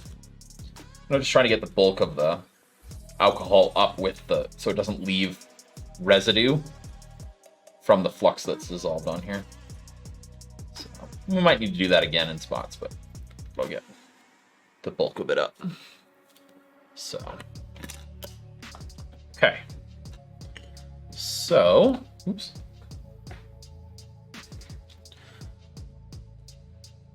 That allows us to see a little bit better.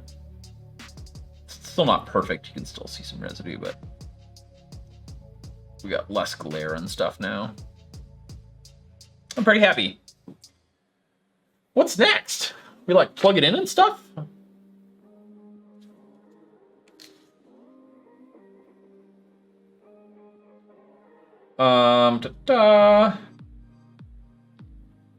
Okay. It says now plug it into a USB power brick and use your multimeter to test V3. Okay.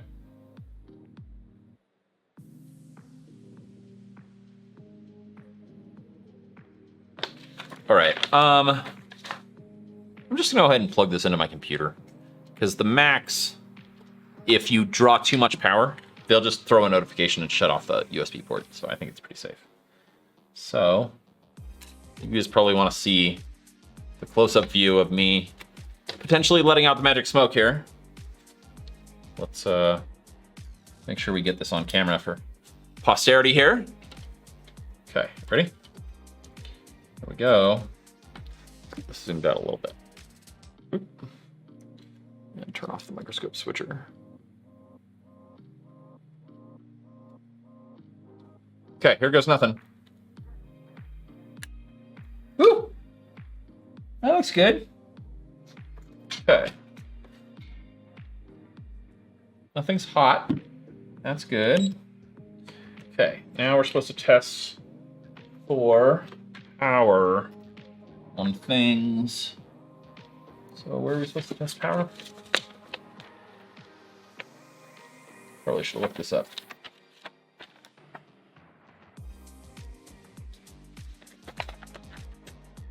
Okay. 3v3, we can do that real quick. Okay, yes, that's correct. And what else are we supposed to check for? 5 volts on V-bus. Which we've got. Good.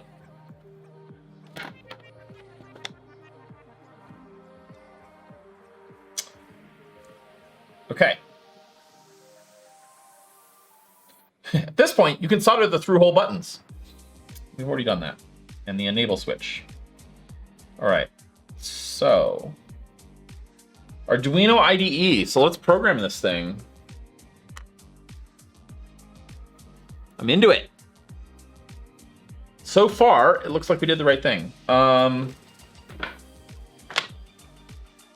Okay. I have the Arduino IDE. Let me get some stuff out of the way here. Hang on. Let's put the parts away. Don't make a big mess. Don't make a bigger mess. And because in theory, I can build another one of these with the parts that I have. Whoop. What's that? A runaway diode, it looks like. From where? Which one of these? I'll figure that out. I think it's here. I think it's D1, but I don't like the non-Ziploc envelopes that DigiKey uses.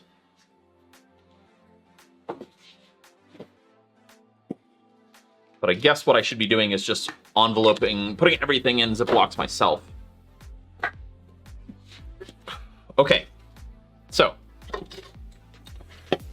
let's get some stuff going here. Hang on. Keyboard. Okay. Let's get Arduino open.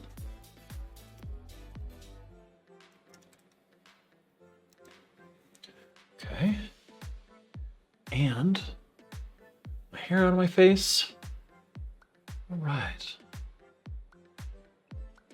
So shout out to Patrick OD, one of our mods, for finding this project.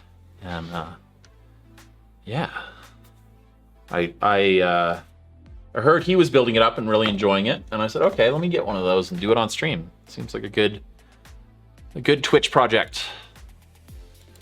And it has been. So okay, let's see. We need to get to download some stuff. Okay, let me click on those instructions that DJ Marlis just posted so we can actually click on links.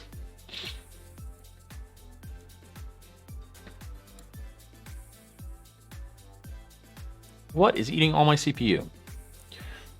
Final Cut, it looks like, and hang on.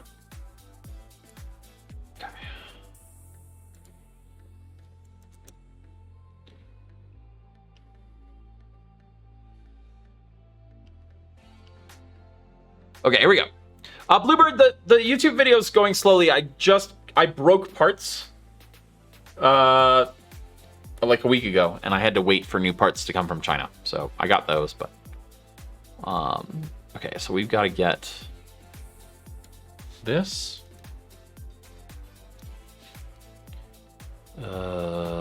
into the additional board managers. Okay. Comma, that, comma, this. So this is just to load libraries, essentially. Okay. Let's get rid of that.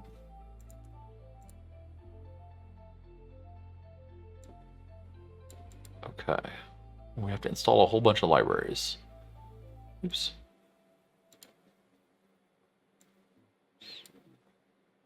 Tools, manage libraries. What is eating all my CPU? Oops, sorry, I meant to be sharing my screen.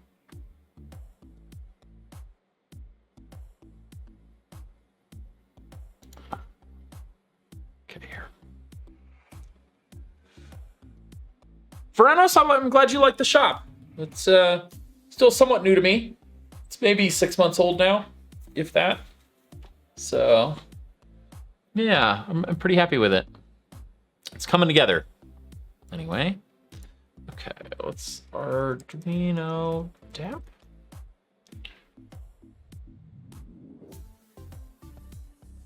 Check this one.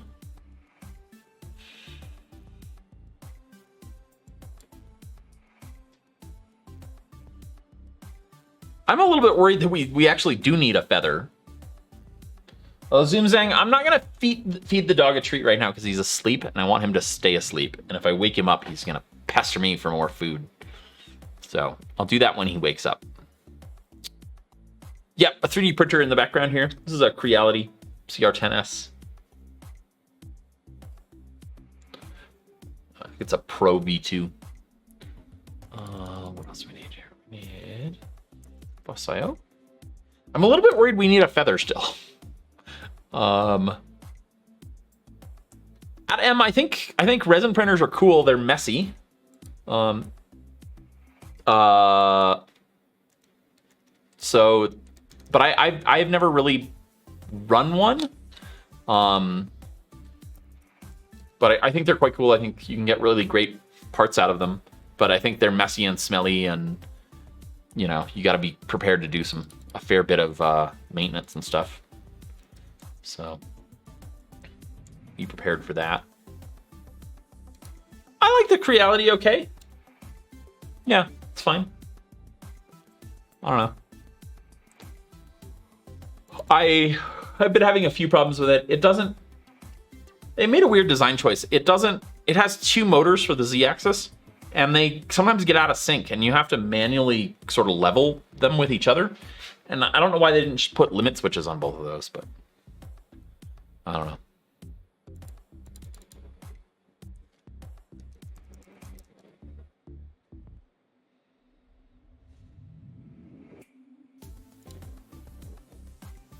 Stuff's already installed. Let's dash our way through this. Okay. We need to install these 2 things.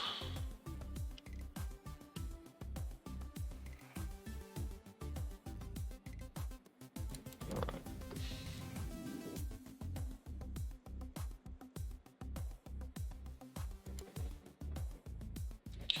Okay.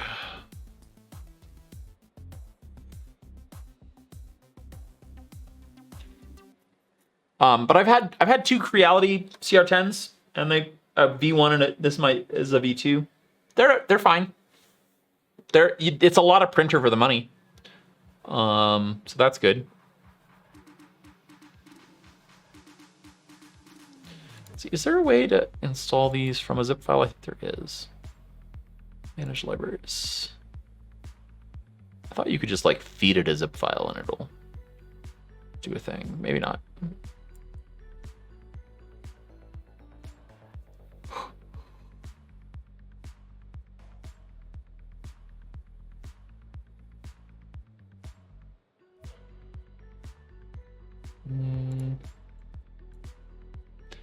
Yeah, and so it's the way you level it is just by like they give you this, which is just a piece of plastic of known height. It doesn't really matter what height it is. You put it under one side of the arm and twist the motor by hand until it touches, and then you do it the same on the other one, and then you're done. But I have to do it like literally every print, which sucks. I am unimpressed. So that part just feels janky. The open book one, you should pick the right files from the zip. Okay. Oh, okay. All right, hang on. Let me do this off screen because it involves looking at files here.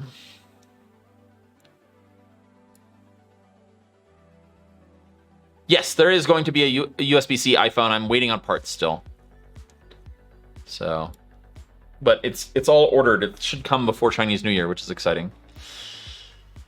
It's just taken a long time. It took me a while to find cases, shells.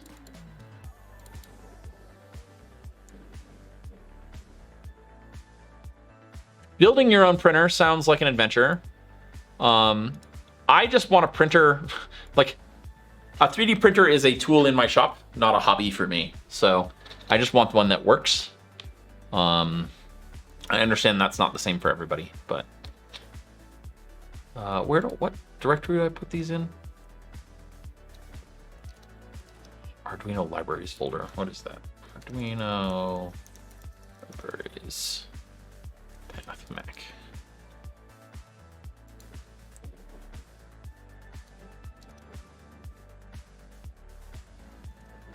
Documents Arduino.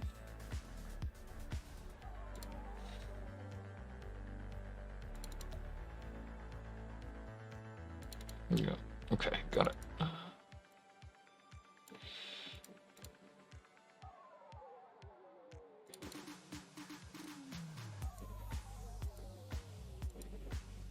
Whoa. Hang on, sorry, I'm copying files here.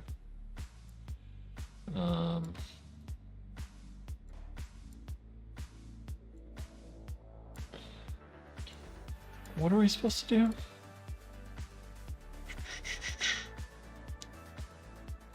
Oh, I see. You're supposed to wholesale copy them over and then rename the directory. All right.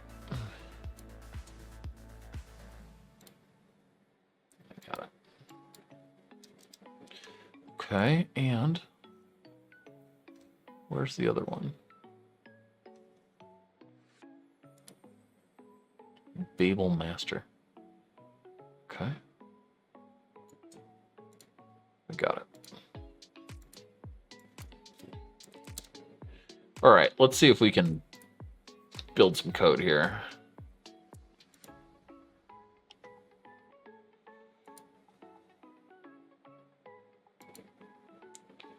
All right.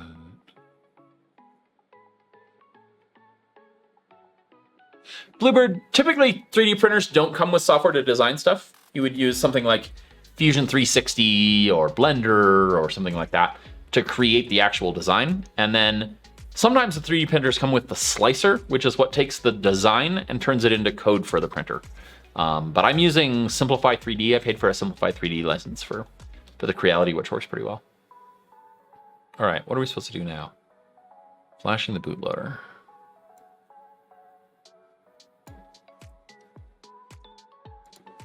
Right. We have to flash bootloader onto the SMD 51.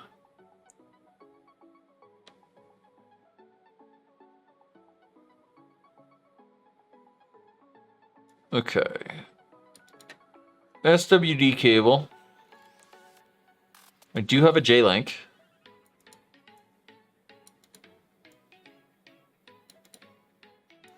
All right, let's try a J-Link. What? Where is the bootloader code, though? What sketch? Okay, let's restart Arduino.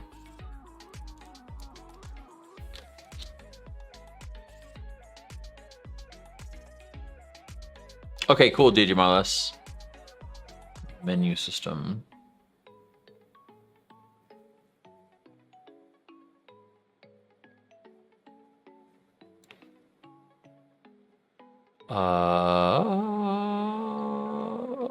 Libraries, where are they? Getting tired. How long have we been going? 2.5 hours. All right.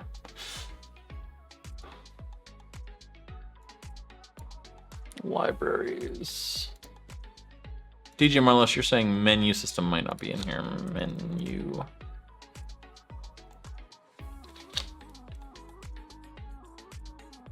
Yep, sure enough. Cool. I mean, when we go to compile something and it throws errors, we'll figure out what we're missing. I'm not going to go through that whole list. Okay, required support software.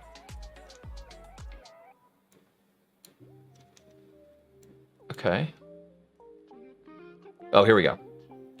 File examples, open book. Examples. I figured that probably was going to be the case. Open book. Examples. Burn bootloader.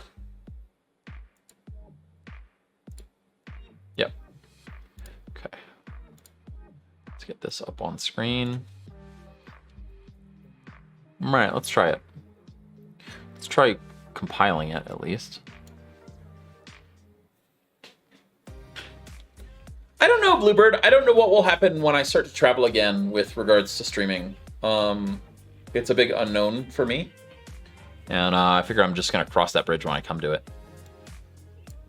I think probably what will happen is, like, I will try and stream as I can, regarding where I am. And it's not just a matter of me going back to China. There's other places I'd like to go to. I want to go to Vietnam, and I want to do stuff in India, and, yeah, all over. So I think it will depend on where I am. If I can get a good 4G connection, I might do some, like, IRL streaming on a phone and a gimbal. And then when I'm back in my shop, I'll be streaming regularly there, but I don't really know beyond that. Okay, what is our error here?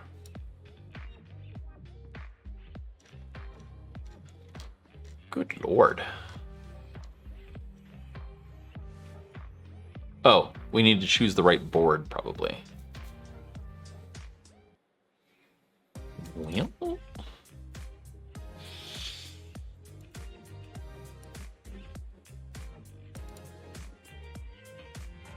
okay. Should we choose the Feather M0?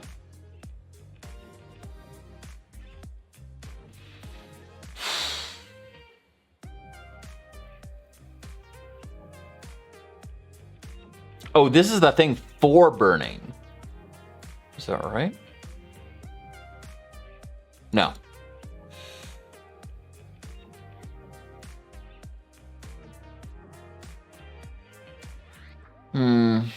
It is hard for me to read while streaming.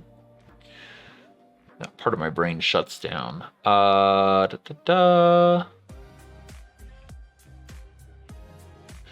feel like we need to add some board definitions. Read the third paragraph, flashing the bootloader. Okay. Yes, I've already read that.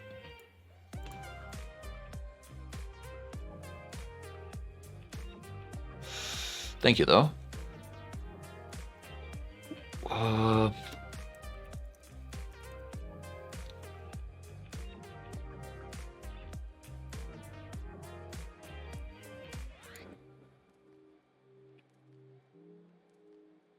Board support package. We got those in there, though, right?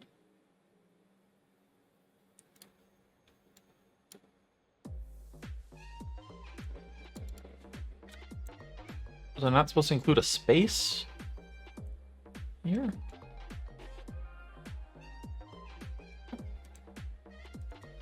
Is that our issue? That should be showing up some more boards, I think. Okay, let's close and reopen Arduino. Fourth paragraph. Yes, I have a J-Link. I've already read that too.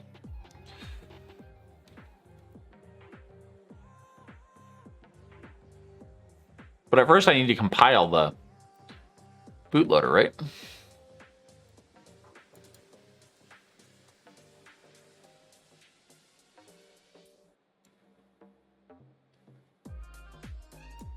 Oh, maybe I need to hit this. Oh, here we go. Hang on. This is what we're missing.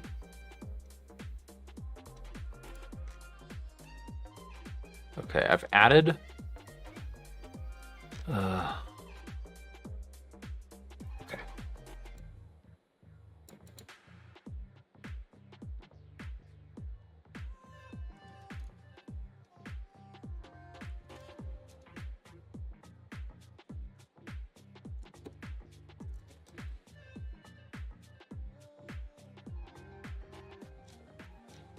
SMD boards, here we go.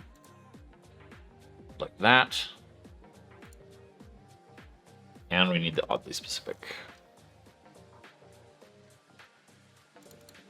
Okay.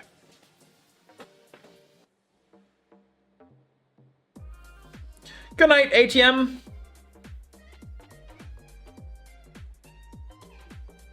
Yeah, Zimzang, I don't get much hate for being on Mac.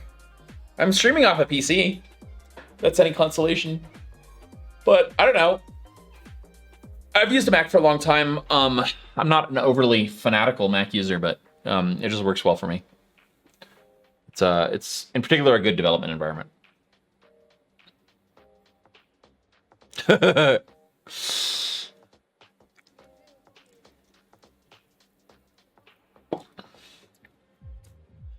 From what I've heard, the color e-ink screens are really, really slow to update. I think there's even some mention that Joey wrote in here about, in the instructions about, like, don't be tempted to get a tricolor screen because the refresh is like 10 to 15 seconds. So, wow, this is a hefty package. 116 megs.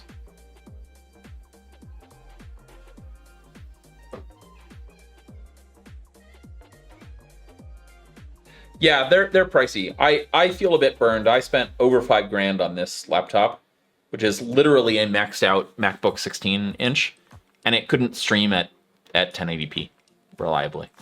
And so it just was too thermally throttled. So I feel pretty burned at this point. I have spent probably that amount of money 2 years in a row on top of the line Macs, and they're just not keeping up with what I need them to do. So, but I don't know.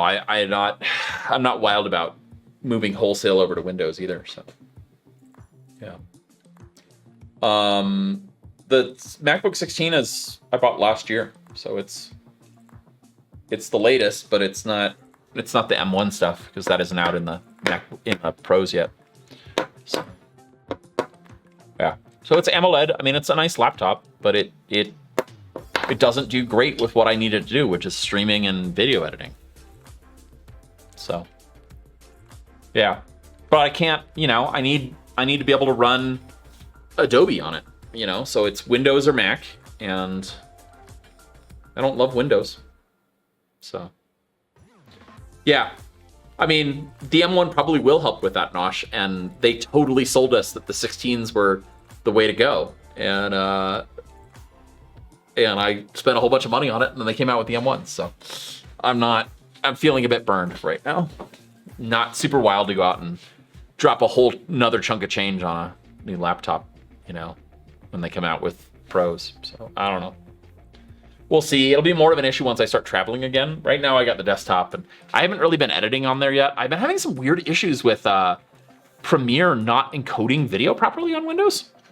I've just been getting out these corrupt encoded files, so corrupt final files. So I've been still editing on the Mac, but yeah. I haven't been doing a whole bunch of transcoding recently, and I don't know, being able to stream off the Windows machine has been enough for right now. So yeah, Premiere's, I don't know. I like Final Cut a lot better, which is what I've been using recently, but prior to that I was using Premiere because I was working with a remote editor, and so that worked a lot better for our workflow, but it runs like a dog on Mac. So James G, I have done both. I have both sent it to Media Encoder and I've run it directly in Premiere. I've had errors where if I queue it and send it to Media Encoder, it doesn't properly render the entire video. We've had a couple like effects and stuff that didn't work properly in Media Encoder, and so I'm really wary to do that because it sucks having to watch the same video over and over and over and over again, which you do anyway when you're editing, but then to watch the final version again and again to make sure it's absolutely right is a time sink that just sucks. Let's switch over to this camera while we're waiting on this to download. So, yeah, I don't know. Oh, I started on Final Cut. I started on iMovie and then moved to Final Cut and then moved to Premiere. So Final Cut in many ways, like, it runs a lot faster and it's a much slicker interface, but it doesn't have as many knobs and dials. So there are pros and cons. And it definitely doesn't have a good, like, remote workflow, which, yeah, I really wish it did. So.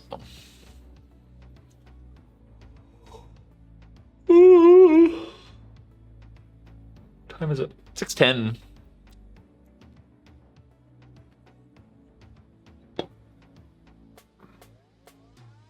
It's the current status on the dog. He is out cold.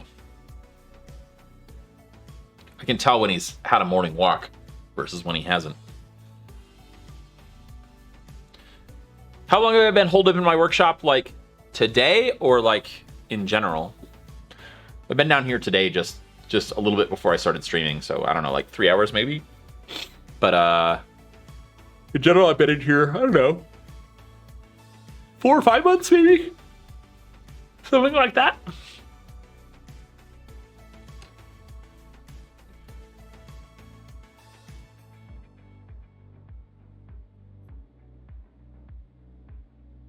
Wendell might be able to help you with Premiere problems. Wendell, like the YouTuber? Wendell?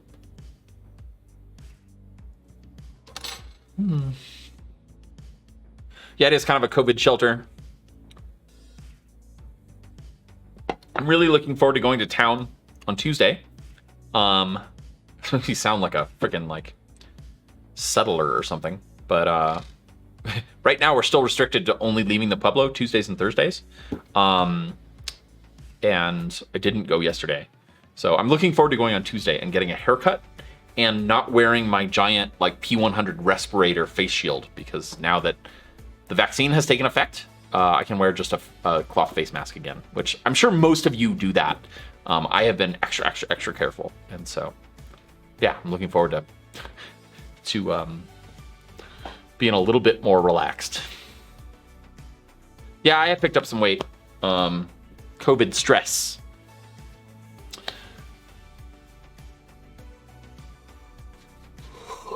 Yeah, I tend to eat food when I'm stressed. So, I don't think the camera mount is broken, James G. I think it just needs a little TLC. There's a loose bolt and some stuff, so yeah. Yeah, I suspect that everybody's picked up a bit of weight. Yeah, a few people, you know, you see on like Instagram, people are like, oh, I've lost 30 pounds during COVID.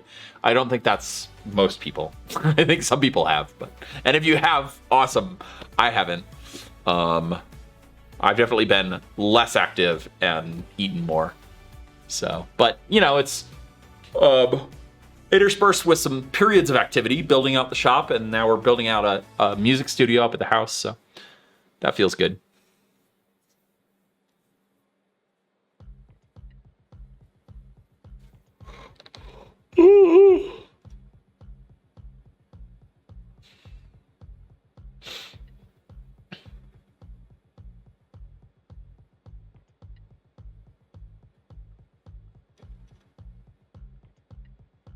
Oh. Wendell from Level 1 Techs. Okay. Yeah. I'll check that out. I don't know of Level 1 Techs, but... Level 1 Techs. I was thinking Wendell of, like, Wendell Creations or something. He's, like, a maker YouTuber.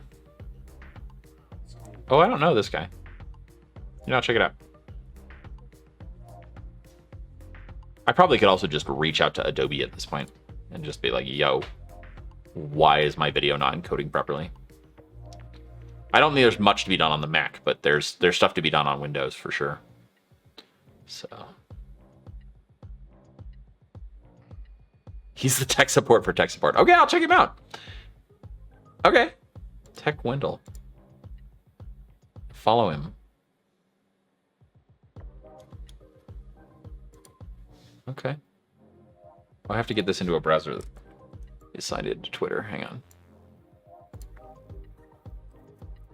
I have like I'm using Chrome and Brave because Twitch Stream Manager is not working properly in Brave, and then I've got 4 profiles in Brave. So yeah, interesting. Wow, I'm surprised all you guys know him.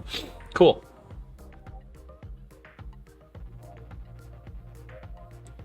Yeah, sweet. Okay. Yeah, I feel like I know my way around Premiere pretty darn well, and I'm doing all the normal things that I would do to render a video, and I'm getting out a corrupted file that doesn't play properly. So, it's weird. Yeah, I gotta take a crack at it again. I've just been editing in Final Cut so far, so. Yeah, awesome. Let's see, how are we doing on our downloads here? Still going. Oh, installing now.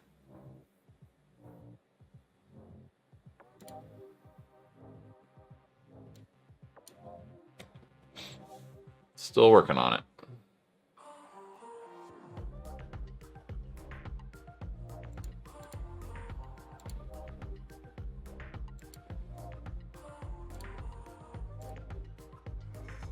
Ooh. Ooh, nice box, kid. Where did you meet him?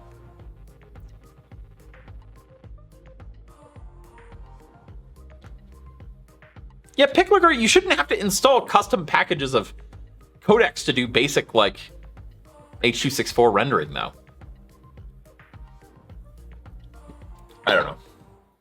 Maybe I just don't understand the Windows way of things, but...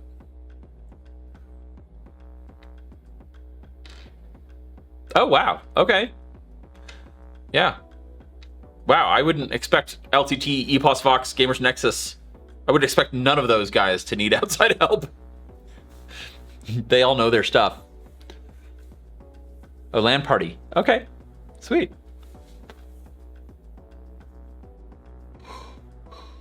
Yeah, I definitely feel like I should be spinning around in my chair, fighting with cardboard swords, XKCD style.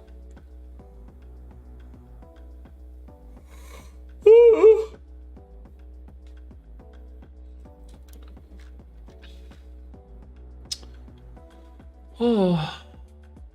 Thank you everybody who's been following. 3 Even and Ryder and Unwinding 3-8, King HP2. If you're sitting out there watching and you enjoy watching me download Arduino libraries, you should follow. Used to the YouTube, you should subscribe, but you should follow. Oh. Yeah, might be time to strap a cardboard sword onto the robot. Totally. I'm wondering if we should go fix the robot. Oh, we're on 7 of 7 now. Yeah, that's awesome knowledge. It's nice to have someone to go to when you have exhausted all of your other options. Yeah. I'm not using the keyboard that I built. It doesn't have number keys. So it's not great for this sort of thing. It turns out. Yeah. I guess we can turn this camera off for a minute. But no, I'm not using it right now. It's sitting over there. Yeah, I decided that I actually like having number keys and arrow keys. Honestly, this little magic keyboard is pretty great. Oh, excuse me. I like that it kind of mirrors the same layout as my laptop, so. No, it doesn't have numbers at all. No numpad, it doesn't have numbers. You have to hit like a function key and then it's letter keys and they're not labeled. So it's really hard to use.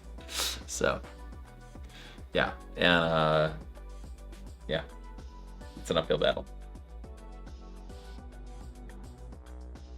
It's just, I don't know, it's a keyboard geek thing. It's a really small split keyboard. I can bring it over here. I'm gonna wake up the dog. So, a little dusty. So this is it. And so, yeah, it just has like the letter keys, and then these aren't keycaps made for this keyboard. So I forget what all these are, but that one is escape. I think this might be caps lock. I forget what they're all mapped to, but you then have to hit like a function key, and then I think the numbers are up here on the letters, and so it's just very hard for me to remember. And so I like it, but it's a little too minimal for me. I would like another row. So, and I like having arrow keys. I would like a set of arrow keys. So, yeah, I think it was an experiment in this, and so that came from Jesse from Keyboardio, and I have an Atreus from him as well that I didn't build, but he gave me, and this is sort of the same deal. And I think I'm just learning that I don't love minimalist keyboards. So I don't really understand how you would write code on a keyboard like that.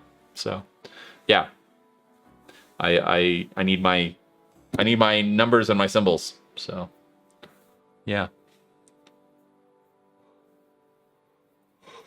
Ooh. Why is this taking so darn long? It's still installing.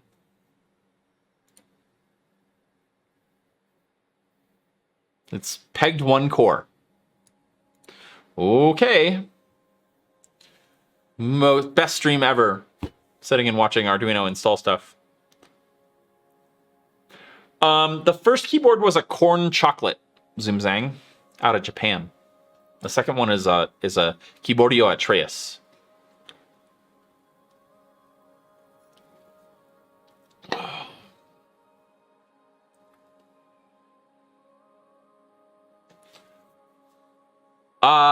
That's a good question, Scaperat. When will I design my own keyboard? I don't know. Soon? I've got so many balls in the air right now. I've got lots of projects in the air, so I'm hesitant to take that one on. But it is on my list. I'm gonna go talk to Jesse at Keyboardio about that and see if maybe we can do something together. Because I think it would be cool if we could do not just design a keyboard, but like design a keyboard kit and like actually manufacture it, which is a big undertaking, but one that Jesse has done twice so far. So maybe there is something exciting to be done there. I haven't talked to him about this at all yet, but I think that would be fun. So yeah, I kind of wanted to see if we could get this thing to boot, but if it's gonna take forever to install these things, bloody hell.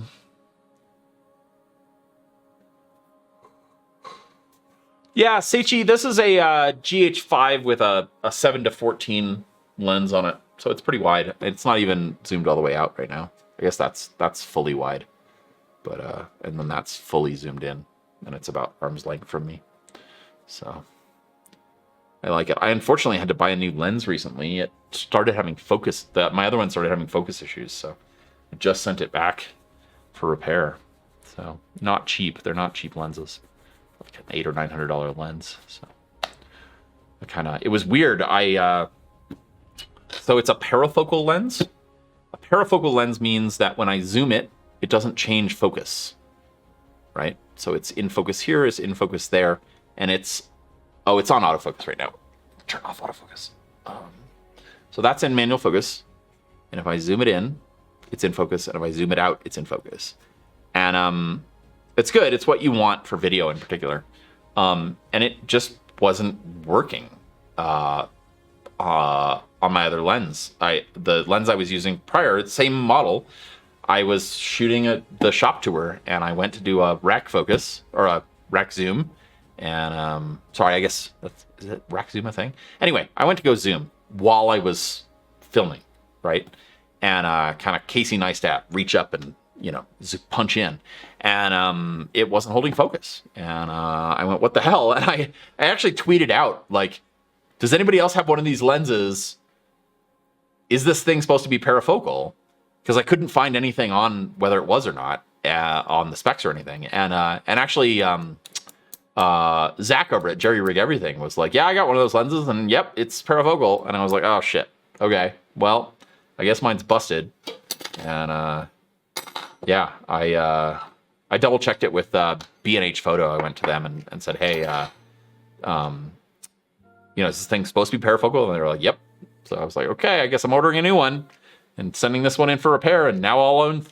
This is my third copy of that lens. I have one sitting in storage in California that has a big scratch across the front because it's a lens that has like a domed front element, so you can't put a filter on it. You can't put like a UV filter to protect it.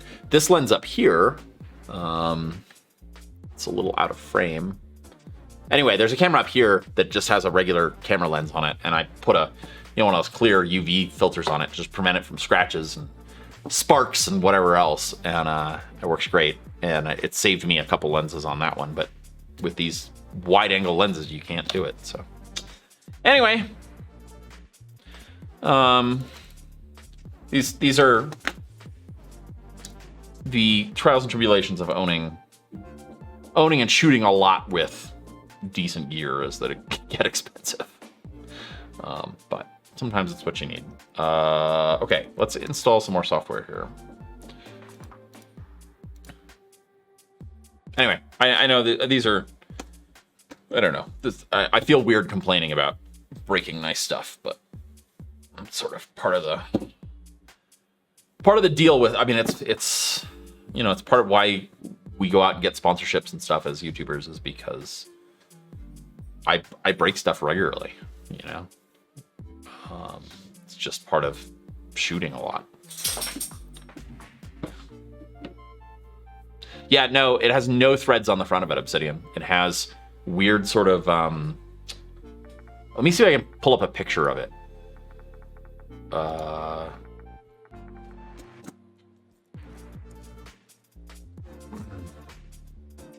It's a really wide lens. It's basically the widest lens you can get.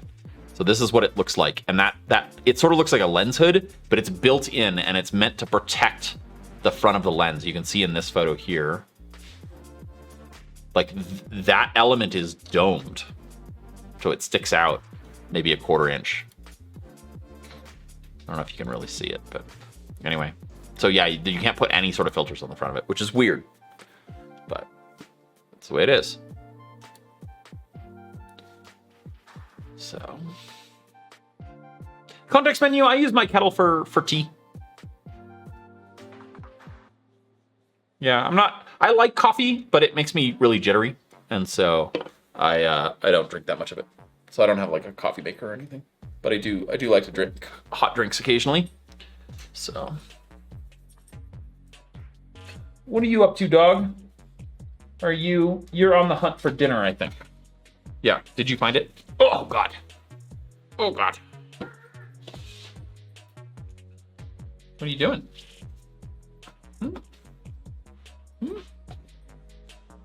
Oh, we have 2 feed the dog a treats. Would you like 2 sets of treats? Yeah? Is that right? Well, you dropped one. That was 1 treat. How about you do something for a treat now? Come here. Where they can see you. Oh, good boy. Paw. Oh, good boy. Other paw. No, the other one. Sit. Paw. Paw. Oh, good boy. Good job. All right. That was treats from Zoomzang and Cryptexus TV.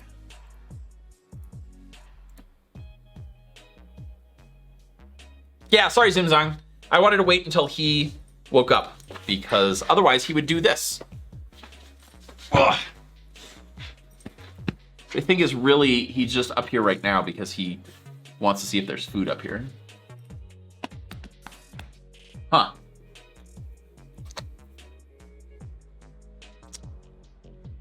I might be able to put a Koken filter on there, but I don't know what I would attach it to. I'd probably have to put a filter box on it, and with the lens this wide, it would interfere with the lens. So, oh, DJ Marlis, what is this?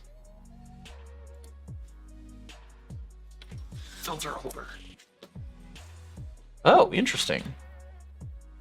Interesting. I'll have to look into that. I feel like this would be super unwieldy, but let's look.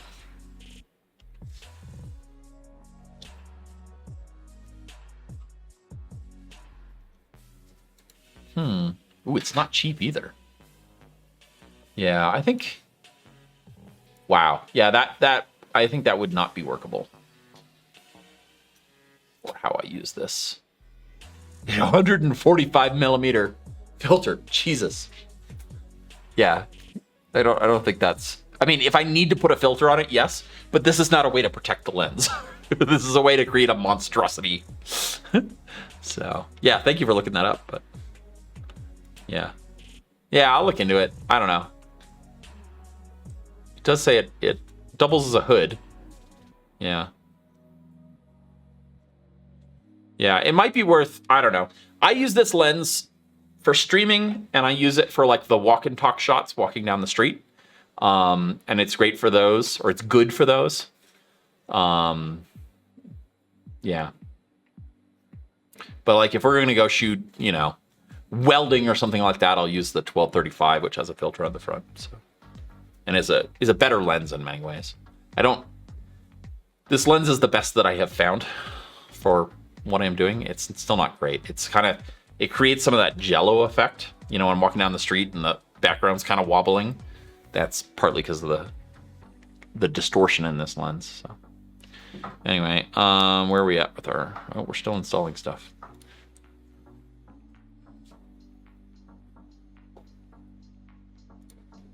Yeah, the dog's pretty fun.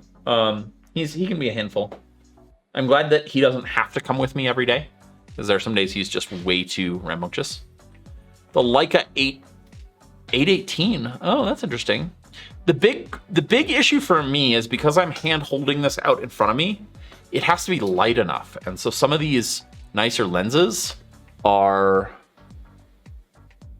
too heavy.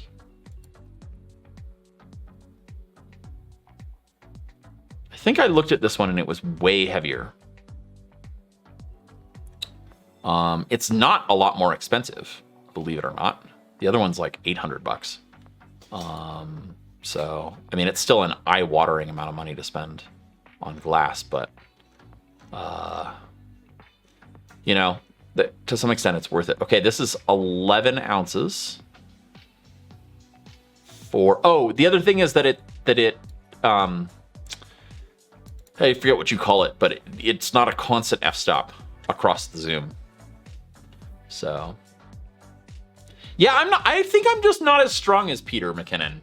I can't imagine holding his camera at the end of my arm. I think he's doing less of that type of stuff now, but like, yeah, his 1DX Mark III, like, yeah, maybe I just need to lift more. Okay, so it's like 315 grams. I want to look at that versus the Panasonic, the Lumix 7-14. Also, I would point out that Peter's videos are much shorter than mine. So, I don't think he holds his camera out as long as I do. No, I'm just talking shit. Okay, how heavy is this lens? I like having lenses that are fixed, that don't change f-stops when zoomed. Okay, so this is, oh, it's about the same weight. Yeah, that's interesting. So it's about the same weight. This is 11 ounces, and this is 10.5. So really, it's just a question of like, can you get by with a lens where the f-stop doesn't stay constant across zoom for video, right? And I think that's mainly an issue if you zoom it while you're filming, right? So, yeah.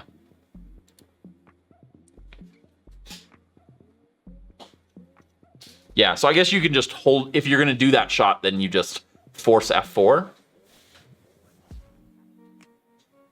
I don't know. Yeah, I forget what that's called, but I have not done that with, I've not got a lens that has a variable aperture across zoom, so. Oh my goodness, Barnacles is rating. Hello, Barnacles and gang of 370. How are you all? Hello, hello, hello.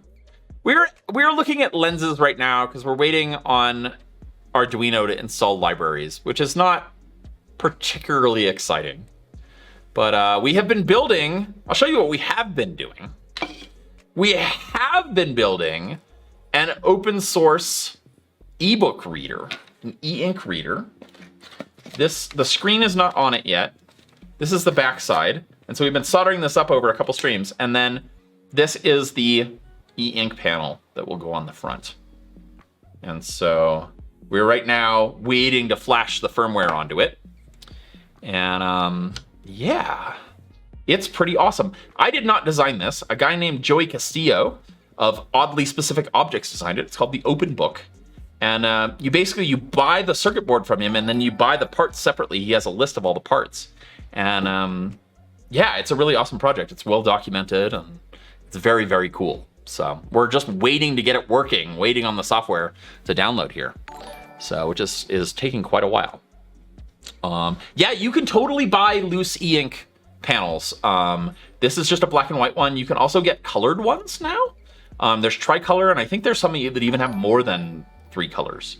So it'll be like white, black, and red for the tricolor. But oh my goodness, Liar Fox gifting subs! My goodness, thank you. That's awesome. Das Puppet subscribing? Das Puppet gifting 10 subs? My goodness, that's super generous. Thank you both. That's amazing. Thank you, thank you, thank you. That's awesome. Yeah, I still don't fully understand how colored e-ink works, but it is a thing. I have seen it with my own eyes. Hi, dog. Is it dinner time? This is Ambrose, the dog. He is very hungry. Yeah. So e-ink is kind of weird still because there's really not very many manufacturers of e-ink displays. It might be even only one manufacturer still. So it's kind of strange. Oh my god! Das Puppet gifting another 10 subs? My god! That's awesome. Thank you. Yeah, and that DJ Marlis hit the nail on the head, which is that colored e-ink displays are supposedly quite slow. So, yes, Barnacles, you do have very generous followers. That is way, way generous. I'm getting mauled by the dog, who's like, it's dinner time. In fact, I need to take care of that right now before I get destroyed. Come here. Come here. Sit. Oh, boy. Once he's decided it's dinner time, there's no persuading otherwise. Okay. And it's his fault that his food's soggy in his water dish now.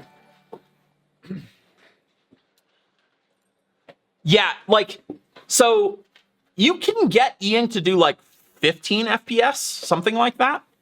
The colored e-ink screens, from my understanding, are like a 10 to 15 second refresh rate. So much, much lower than 1 FPS. And I don't quite understand why that is. It's something I should look into, but yeah, there's some limitation right now in the way that works. So, my goodness. Radxer, thank you for the bits. Thank you for the good luck on the project. I think we're in the home stretch here.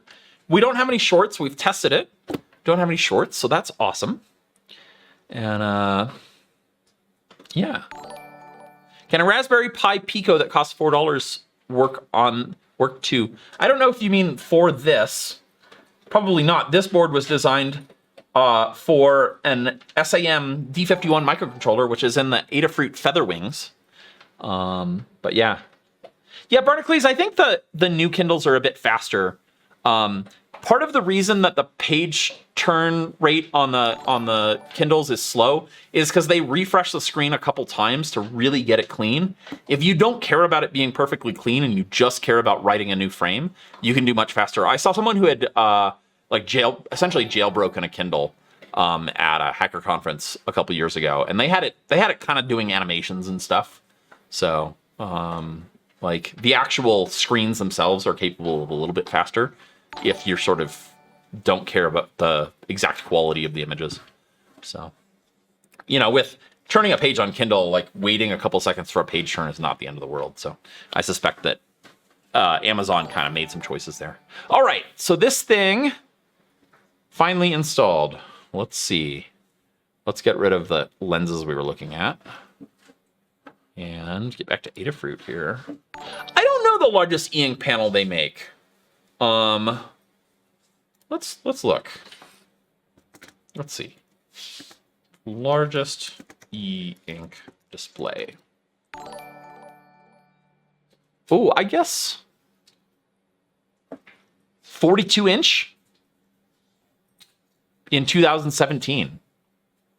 So they're definitely starting to use e-ink for like signage and displays and stuff, right? Because one of the cool things about e-ink is it only uses electricity when you're changing the image. It's essentially little, like, I think it's white and black balls that are attracted to static charge, essentially. And so it really only takes energy to move them. And once you've moved them, they kind of stay there. So that's my understanding.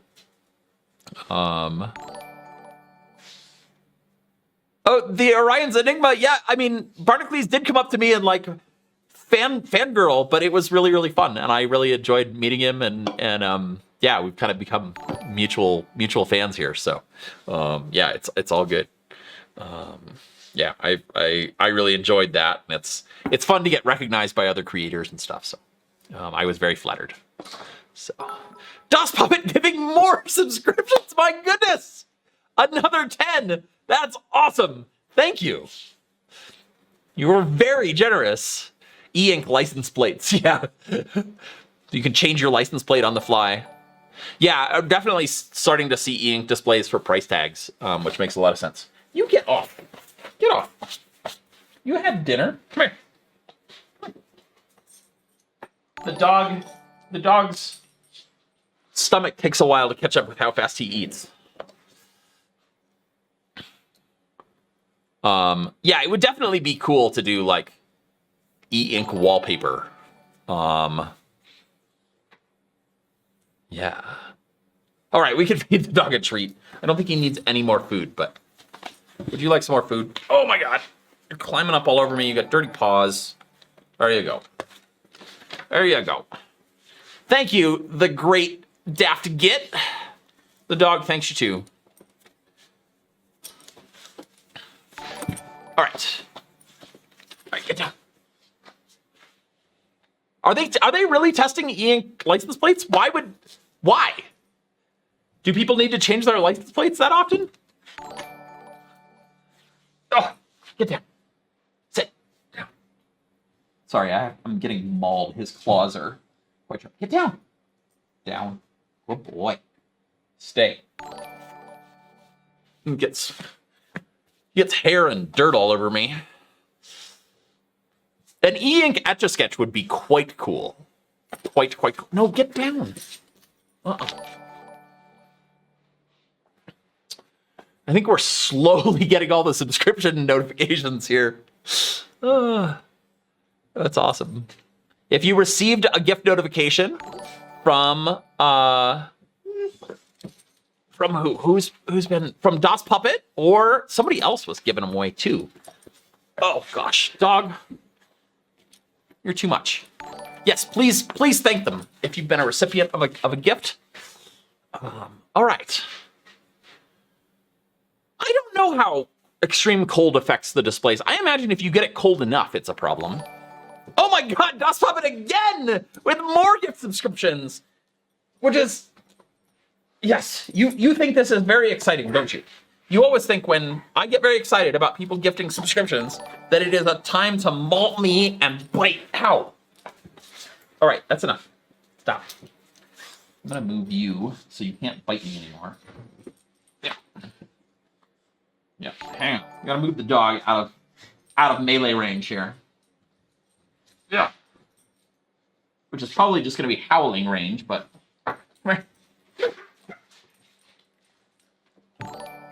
yeah.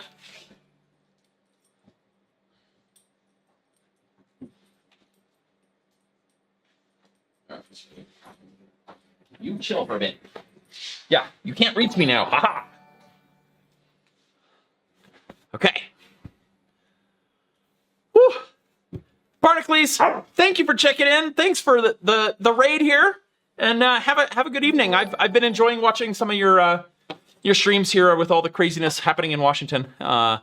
So I appreciate what you do. Take care, and yeah, I'll check in on a stream here now that things are a little bit more sane in the U.S. So yeah.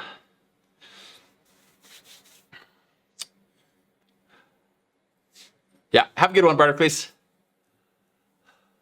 All right, let's get this thing working. I want to flash some software. All right, so let's see. Let's go here and Arduino, and let's turn on this. Okay. So we have all our libraries now in theory. Let's pull up the right board. I think it's going to be that. And let's see if we can get this thing to compile. An e-ink keyboard would be quite cool. Do they make small enough e-ink screens that you could put them on a keycap? Okay, we're still getting some of these errors. What's going on here? Oh, it worked. Okay, so those are just warnings. Okay, that compiled. I don't think we can successfully flash it. Can we? Yeah, we can't. Okay, so now I need to get out my J-Link. So this is a quite pricey programmer. We're programming these chips, and there are other ways to do it. And you know what? I don't have the right cable, I don't think. Man, spent all this money on this thing for just this moment, and I don't have the right cable. Bugger. DOS Puppet, thank you for more gift subscriptions. That's awesome. My goodness, you're going crazy tonight. I wish I could deliver the goods and get this e-ink screen working for you. But I don't know that I can. What are our other options?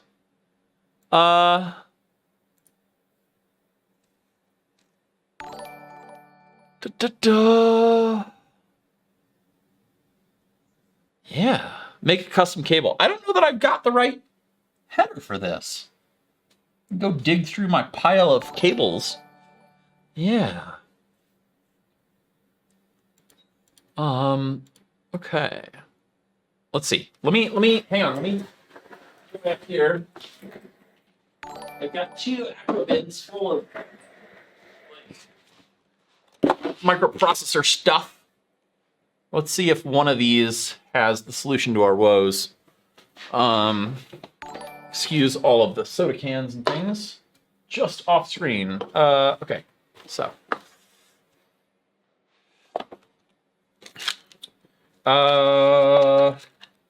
What might have a cable that works for that? This is my, like, pile of FAOs. Shitty add-ons. There's some Unos, and that's a spare servo hat, ESP32s. This is a badge from SuperCon.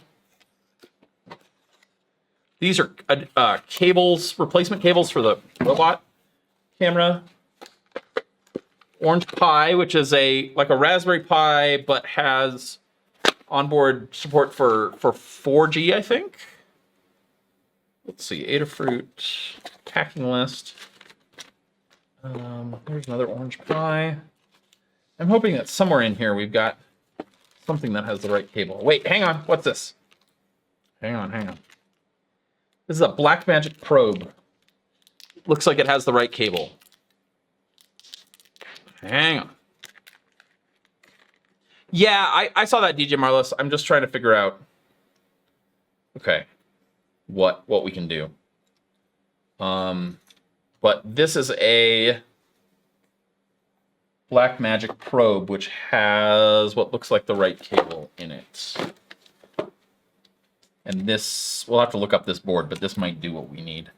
I had bought some boards. I bought the J-Link and this at the same time for debugging. Okay, that will work. Where does that cable go on here, though? What?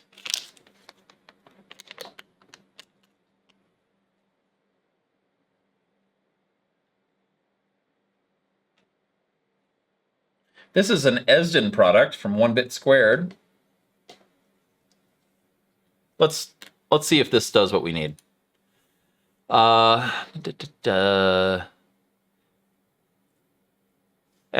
capable debugging tool. Okay, let's see what we can do here.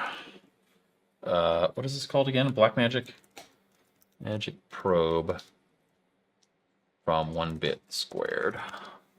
Okay, here we go. Okay, let's check this out. SWD adapter. Okay, that is what we need. And what does it come with? Okay. Oh, what's this little... Are we missing piece?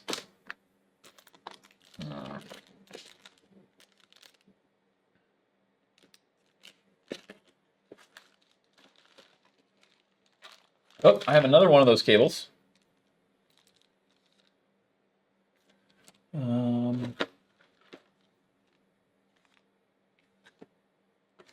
Wait, what's this? There we go. Hey! I found just what we need, I think.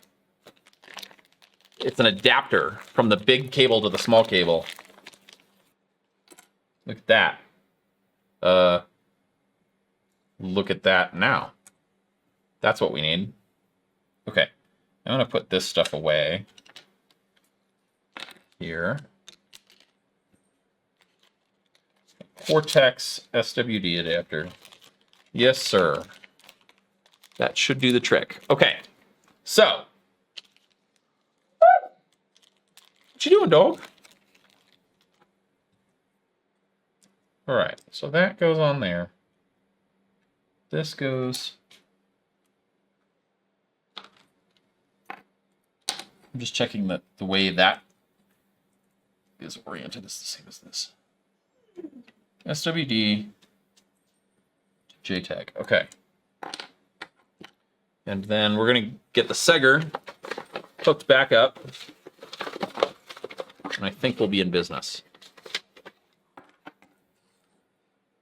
So...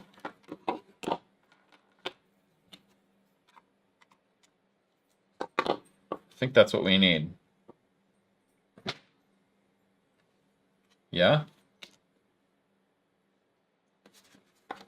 Okay. Need to find a USB port to plug this into. Good night, Obsidian!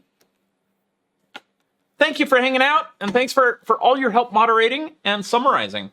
I really appreciate it. Have a good night. All right, let's unplug some stuff here. Make sure the dog's not chewing on anything he's not supposed to be. Okay, I have not used this J-Link thing very much. They're supposed to be the bee's knees, and my experience thus far is they've been quite hard to use. So let's see. They're not cheap, but let's see. We can go in here. What's going on? Okay, so. How do we do this again? There's like a bunch of J-Link.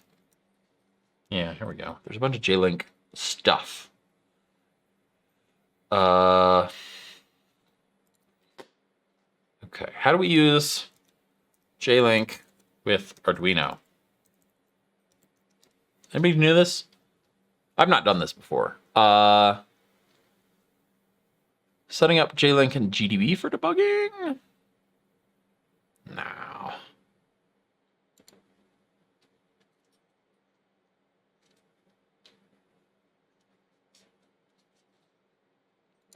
Here we go. Let's see.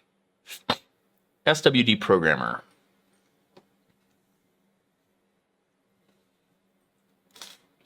Open OCD with a J-Link adapter.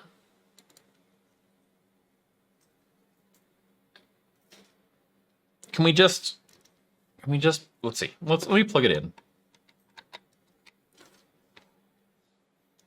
And let's see. Let me see if I can get this on screen here. Can we choose under here a programmer? Oh, here we go. Yes. Okay. Joss Puppet giving another 10 subscriptions. My goodness, you're on fire. Holy cow. That's super, super generous. I'm a little beside myself. Wow. All right. USB modem. Let's try this. Oh, you're not seeing what I'm doing. What's something is not working here. Hang on. Yeah, it's weird. The screen's not updating. What's up with that? And I also can't get my cursor onto the Windows screen anymore. Hang on. Let me fix Synergy here. Get my mouse cursor back. So I'm using Synergy to share my mouse cursor across 2 screens, but what happened to it?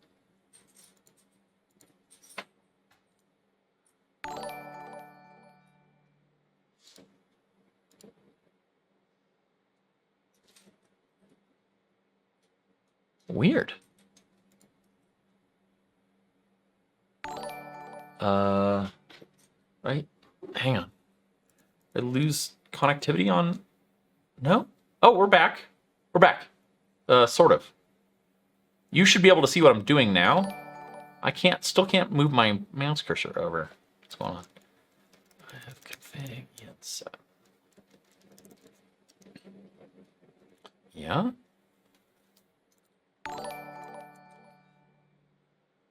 Okay, we're back in business. That was weird. I don't know why that happened. All right.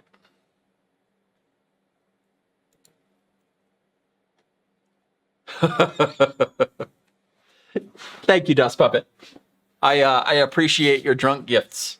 But yes, don't do anything to endanger your financial situation.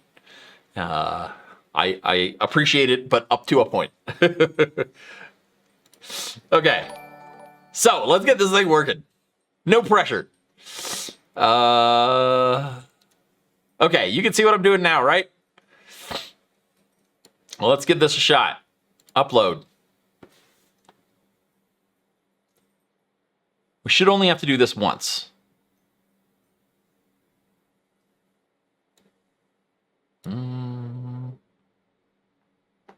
No device.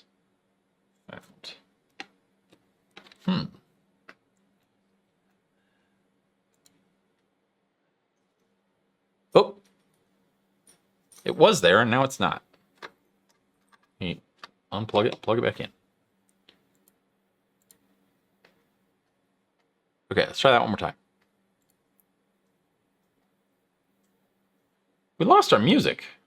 We just run out of music? I think we did. I liked this track when I was... No device found. Uploading using selected port.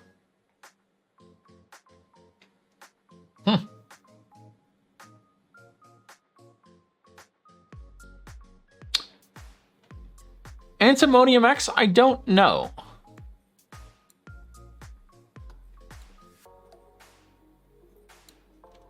I don't really know. Oh, are we supposed to... No? Burn bootloader. I see, I don't really know what we're supposed to be doing here. Are we supposed to be doing...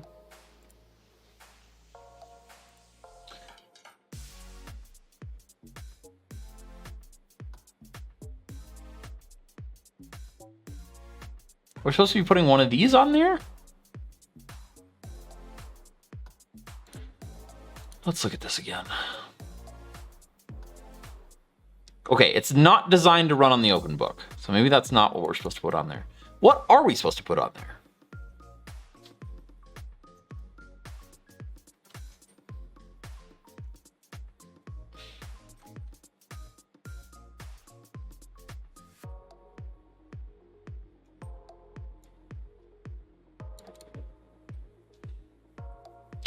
Yeah, Antimonium X, I tend to agree with you. I just don't know if we're going to use a J-Link. What are we just supposed to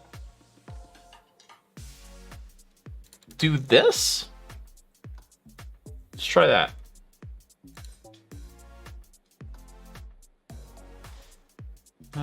It's not clear to me. But I'm also in like streamer brain mode where half my brain is going into streaming.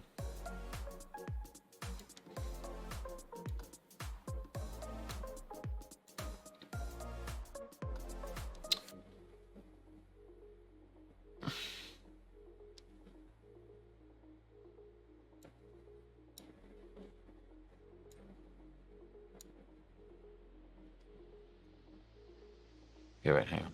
Let's close this.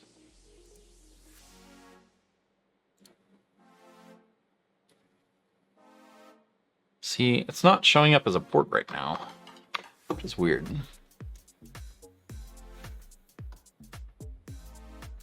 Okay, we're missing a library.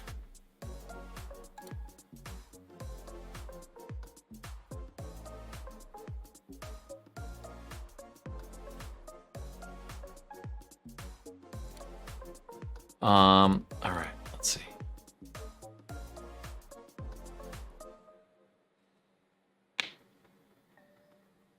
Yeah, because I think this sketch might intend to be run on a separate feather that you are then using to flash the onboard chip.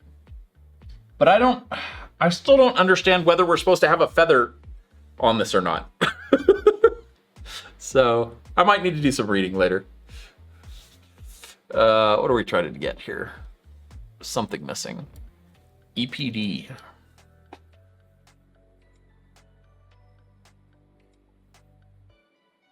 Oh, e-ink. I see. Adafruit EPD. Install.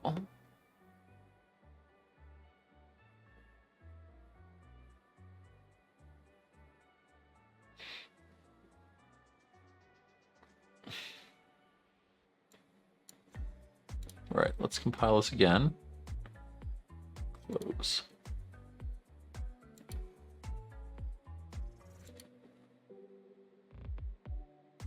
Okay, you can flash the UF2 bootloader. Right, but where do you get the UF2 bootloader?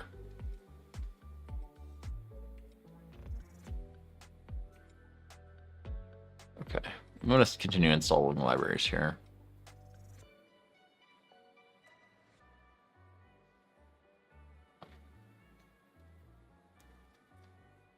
Oh, okay. Adafruit bootloader. Oh, awesome, Patrick. Thank you. Sorry. Me finish doing this. I found another library that needs to be installed.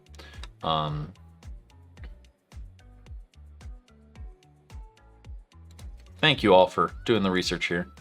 It's hard to do that stuff while streaming, I find. I don't know whether I don't know, my brain just kind of shuts down. It's less bad than it used to be now that I'm getting more used to it, but it's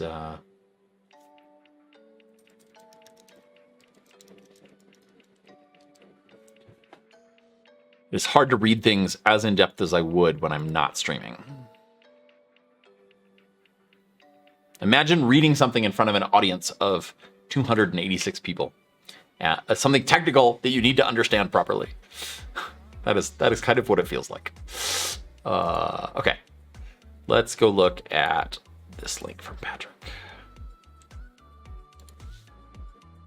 Oh, that was just a bin file. Okay, so we just need to flash that on there somewhere. Imagine you in your underwear. Yeah, doesn't fully help. Okay, let's look at the picklicker link too. Here. Put this in this browser. All right, UF2 bootloader details.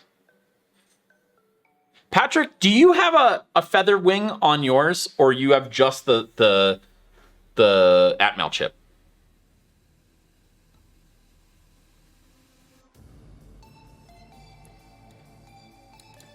Okay.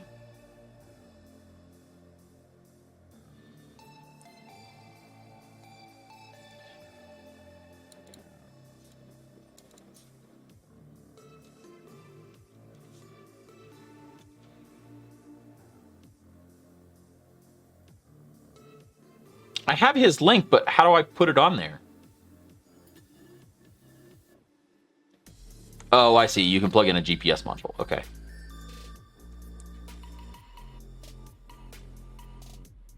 I need to flash it with the J-Link, and I'm just not super familiar with doing J-Link stuff. Hey, Steve.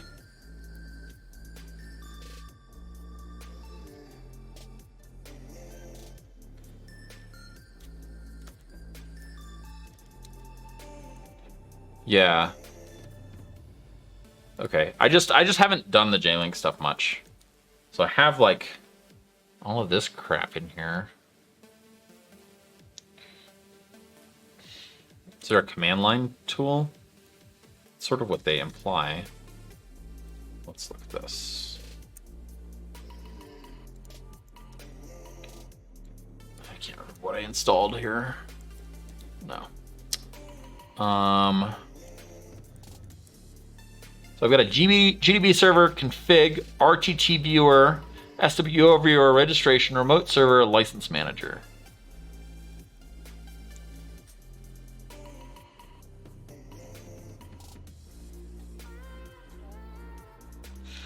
The UF2 bootloader Patrick linked is a separate program. You link up the board via USB. No, I can't link it up via USB. I have to do it via via this SWD adapter and J-Link. So I got to put it on there with J-Link somehow. Let's look at config.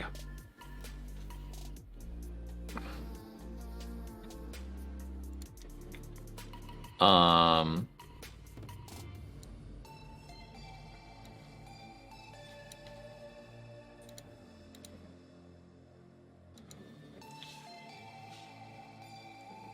going to say that my use is educational.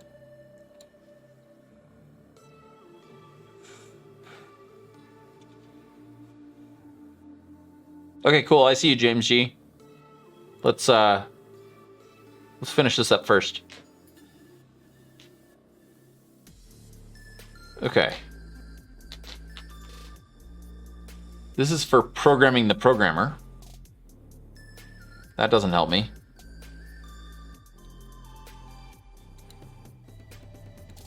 This is silly. J-Link, SWD, flash bin.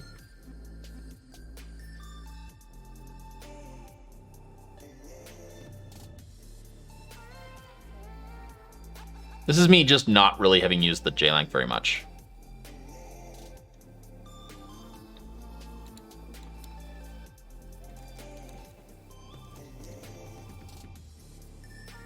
There we go.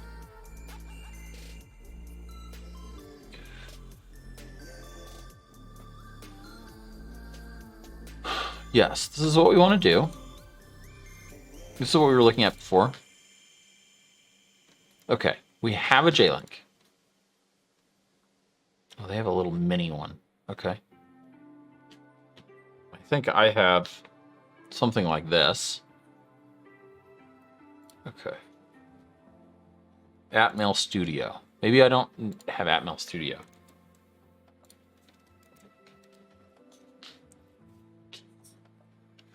Okay. Works only on Windows. Yes. LOLOL. Okay. Well, let's... Fortunately, we do have Windows. So, let's do that. Why is my mouse so screwy on Windows today? I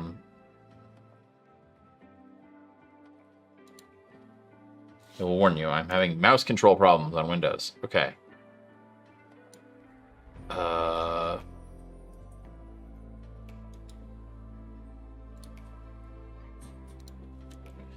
speed of my mouse on my Mac is different than on Windows, and I am sharing them with Synergy, and it's driving me bananas. That's a little better. Okay.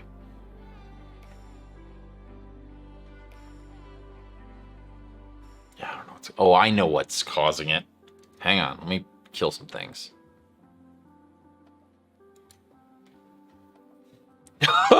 DOS Puppet, you got your card declined. I think that means you're done for the night. I really appreciate it, but that might be a sign. Thank you. I hope you don't regret it in the morning. It is very generous. What was I doing? Oh my goodness.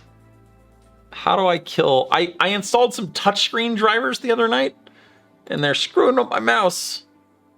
How do I turn them off? I don't know. Anyway. I'm sure it's those causing problems. Okay, let's come over here and install this thing. So, let's see. Here. This is the Windows machine.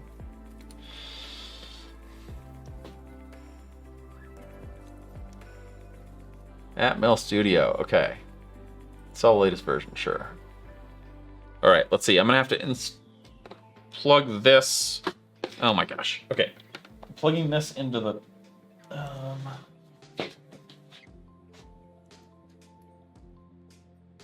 Okay, that's the Bluetooth dongle. I'm plugging this into the Windows laptop now. And agree to the license terms. Sure, we can send anonymous info. Sure, everything. Sure. Oops. Let me put this up where you all can see it.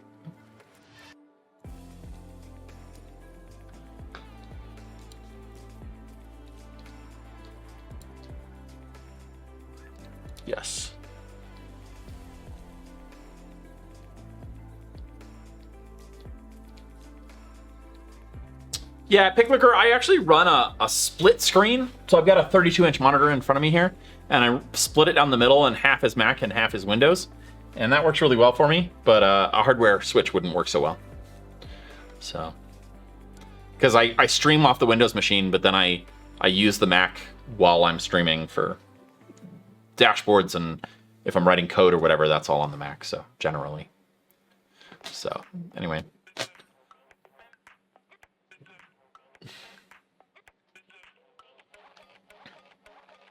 Well, this makes for exciting streaming. Lots of installing tools here. Smirnoff. Wow. Going all out.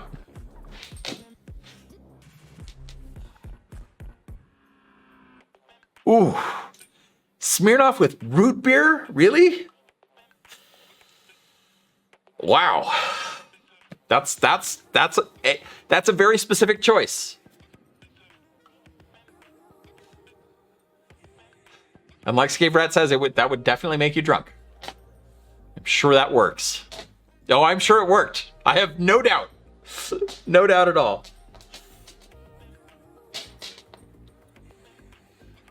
Oh. Well, this is the slowest installer ever.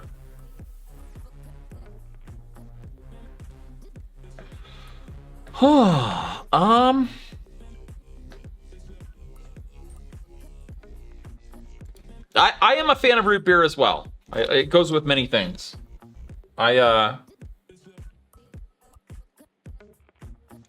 Escape Rat, you must not be in the US. You can't have only tried root beer once and be an American.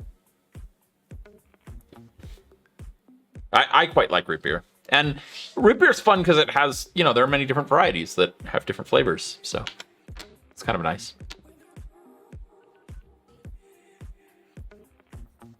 Wow, do you really not have root beer in the EU? I know it's mostly an American thing, but is it really that rare?